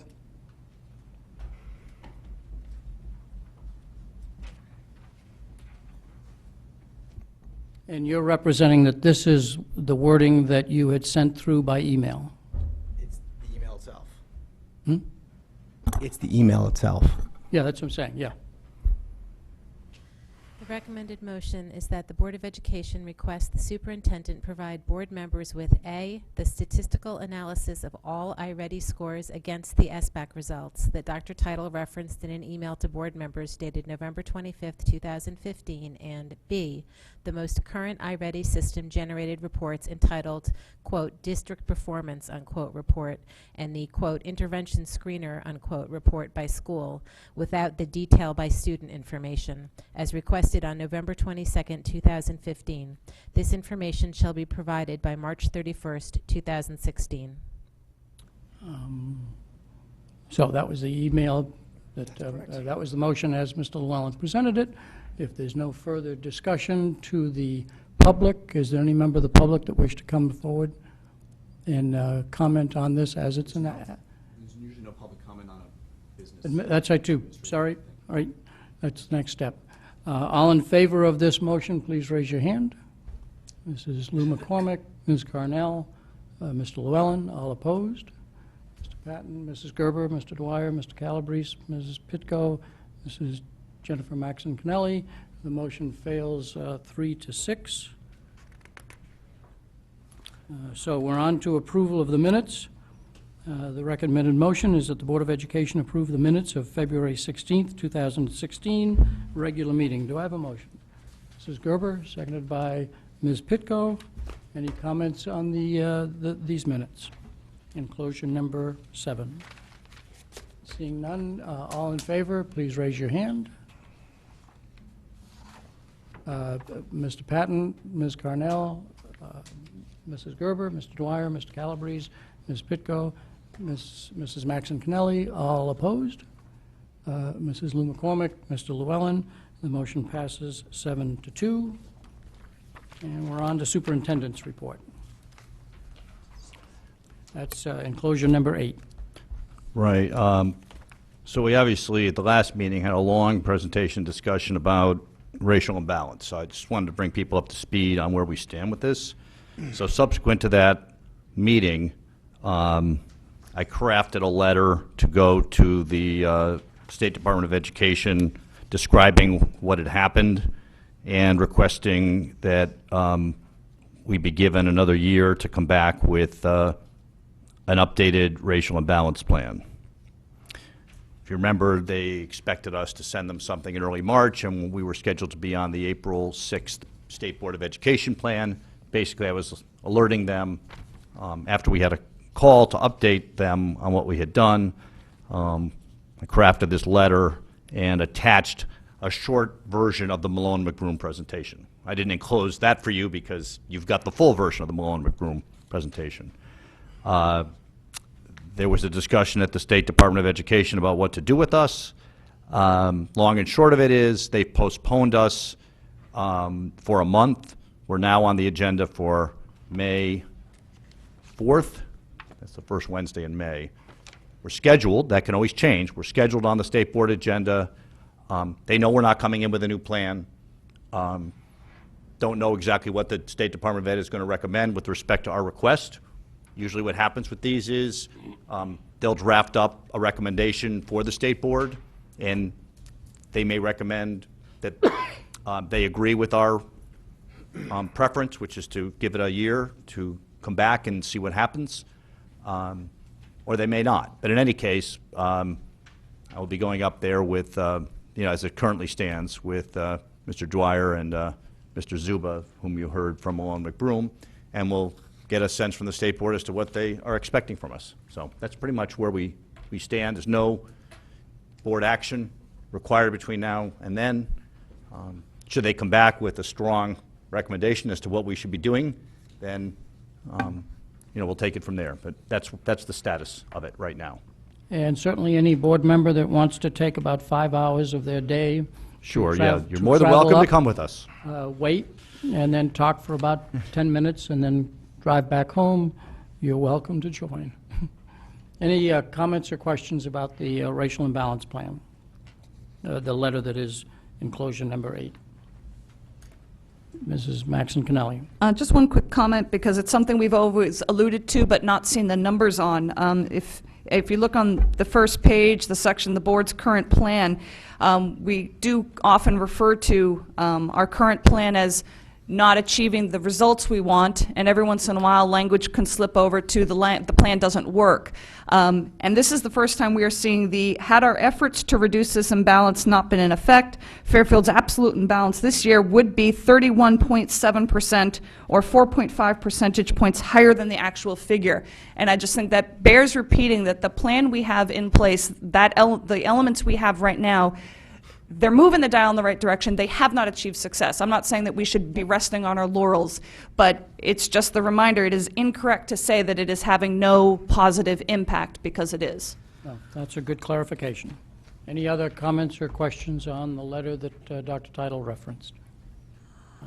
If not, committee liaison reports. Do we have any member that wishes to give a report on you were done, that's it? Okay, any member, Mrs. Maxon Connelly? Just a couple of comments regarding PTA Council. We had the meeting was last night. March's meeting was skipped due to, February's meeting was skipped due to snow, believe it or not. And just a couple of interesting parts of the meeting were some presentations that occurred with the Fairfield Foundation for Education, and they have some fundraisers planned. This is a group that's all money raised is going towards teacher grants and to fund some fabulous programs from which our students benefit. And so it was really interesting to learn more about them. Representative Kristen McCarthy-Vahey came in to discuss some things going on at the state, specifically with regard to the Education Committee.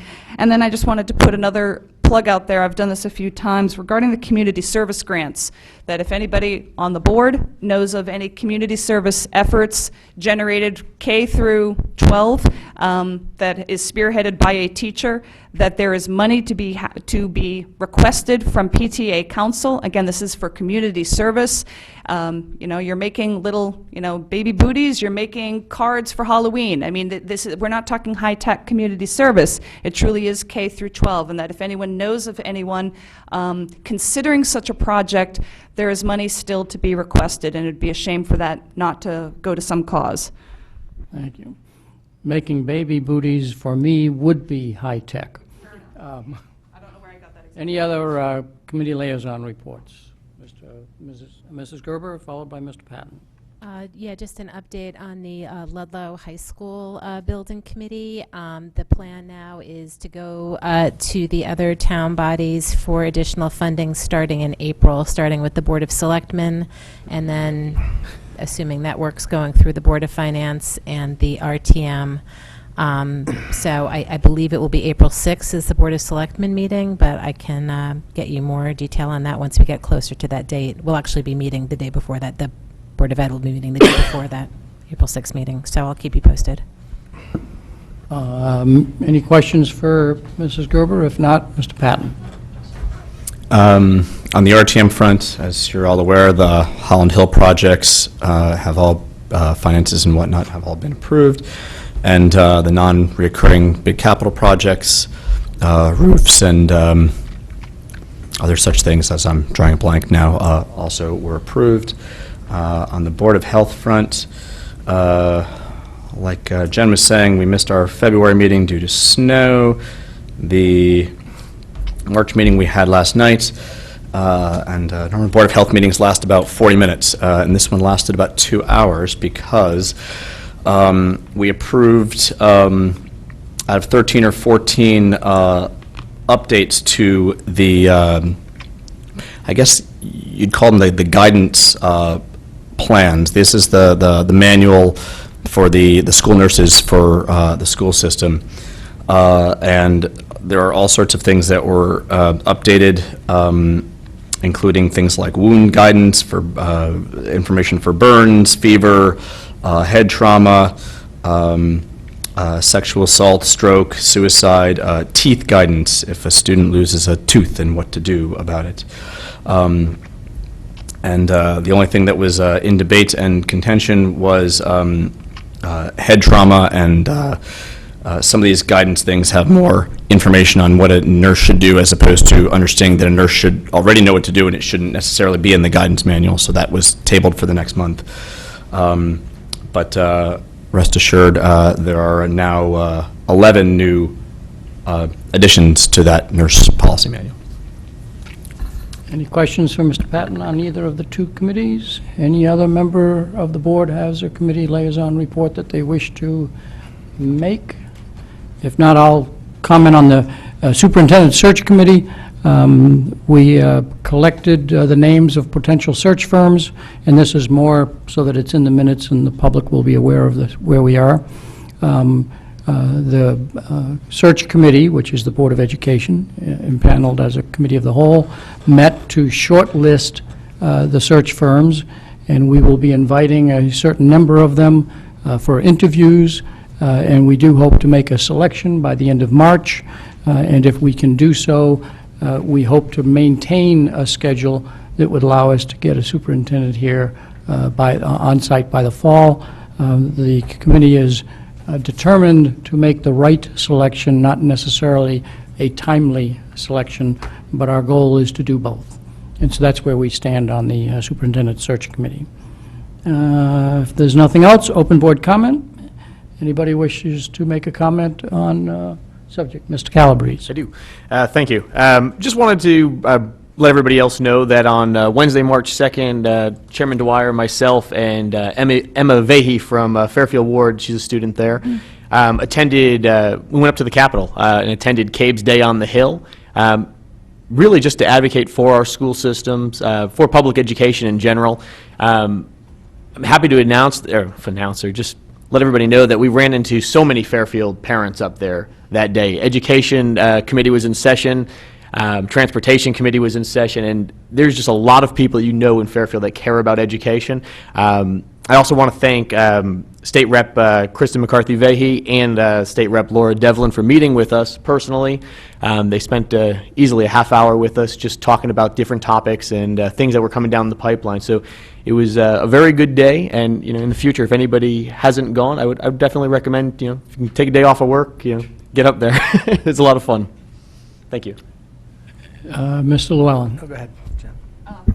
I just, if it's okay, I just wanted to put a quick plug. Good luck out there on Saturday, April 2nd. It's the Odyssey of the Mind competition up in Bristol, Connecticut. There is a Tomlinson team, Stratfield team, and I believe 2 teams from McKinley that will be going up to participate in that competition. It's certainly one I've advocated for very much. I'm thrilled that it's held on in those schools, and just wish them a good luck from the board. Mr. Llewellyn. To follow up on my earlier comment,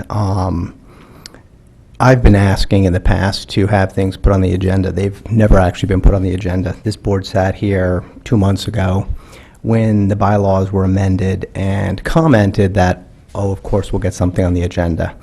I don't have full faith and confidence in that. What I've asked for is very simplistic. Does not fall under the bylaw the way it's written because it doesn't redirect staff time. Dr. Title just stated that he does not intend to provide those specific things at the April update. So I think at this point I am left with no options other than to submit to Dr. Title a Freedom of Information request for the information. So pursuant to Chapter 14 of the Connecticut General Statutes, commonly known as the Connecticut Freedom of Information Act, I'm formally requesting that the Fairfield Public School System provide me the following. And the items that are enumerated there are the same items that were asked for in my motion that this board refused to even discuss. So, Dr. Title, I have for you a FOI I'll give you after the meeting. Thank you. Any further comments by the board under open board comment? Mrs. Lou McCormick. I don't know if any of you read CABE. If you went to CABE on the Hill, do you get this journal? I just found on the front and back, there was a really interesting and progressive view on gifted education. It's a topic we don't talk about much in this district, it appears. I'd like to bring it up since we haven't probably talked about it in 2 years. And I love some of the thoughts that were discussed between Rob Radar at CABE and Dr. Joseph Renzulli. And I'll just read some of it because this is really more their expressions. Actually, I'll get that. Yes, we all, But this is for the public. This is a public meeting. I understand you read it. I'm sharing this with the public. This is my open comment for the I believe public. this is a board meeting for the members of the board. I understand that you may But want to... this is my open comment, so if I want to make comment on it, I think I'm free to. I'm going to read some of it, and I'm going to make No comment on it. time limit on your comments, as you know. Thank you. Okay. So, some of the comments that they discussed were, so what were the best ways for school boards and superintendents to support gifted education? And, you know, before they got to that, he asked the question, do you think all children are gifted? And Dr. Renzulli said, no, I don't, but I believe that there are a lot more young people that can develop giftedness, or as I prefer to call it, gifted behaviors, than just those who reach a certain predetermined cutoff score on an IQ test, which I wholeheartedly agree. I think a lot of districts have started to just identify gifted kids based on a test score.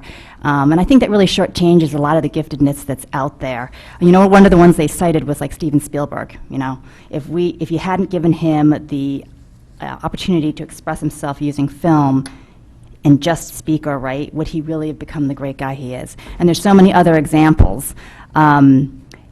And Dr. Renzulli continues to say, we're looking at a population that is above average, even well above average, in their traditional academic achievement. However, beyond that, I am looking at things like motivation, creativity, and executive function skills, someone that wants to get the job done, as criteria to identify gifted behaviors. And I think that is a really progressive way for us to move forward. It always kills me when people come and tell me that, you know, their kid didn't make the 135 cutoff. And actually, did you know that in the nation, the cutoff is actually 130? So our gifted cutoff is so much higher than even the nation identifies it, that I feel that we're perhaps under-identifying the potential gifted population that we have. And I would love for us to be able to kind of move forward. And actually, some of his comments in here were wonderful in that they don't just have a gifted program. They try to incorporate activities and behaviors within the classroom. So he said that the first step is, and this is Dr. Renzulli saying, in my work, he uses a diagram to help identify gifted behaviors, such as the intersection of above average ability in a particular area, creativity, and task commitment, besides just a test. The second, I'm not done yet. The second thing is having a highly Try trained, to wrap it gifted, up, though, please. education specialist. So I don't know how we do in our recruiting and all of that, but that seems to be particularly important, as well as the enrichment teaching strategies and training teachers to be able to recognize traits in students, as well as how to deliver these strategies and activities into the curriculum, which I think is challenging, and not all teachers are particularly trained on that. So these are just some ideas that CABE, as well as Dr. Renzulli, were discussing that would be wonderful to bring back to Fairfield. And I actually don't know when the last time was that we discussed our gifted education program, but just like I think inside the technology, it would be wonderful if we would bring it back, put it as part of our program review, like every 8 years, but maybe more frequently, like every 4 years or something, just to review what we're doing and to see if we can incorporate some of the stuff into the classroom so we can actually get more kids involved in gifted strategies, because there's a ton more gifted kids in our district than we probably even recognize. Thank you very much. Is there a motion to adjourn? Mrs. Gerber, followed by, seconded by Ms. Carnell. All in favor, please raise your hand, and it is unanimous. Jennifer's left already, right?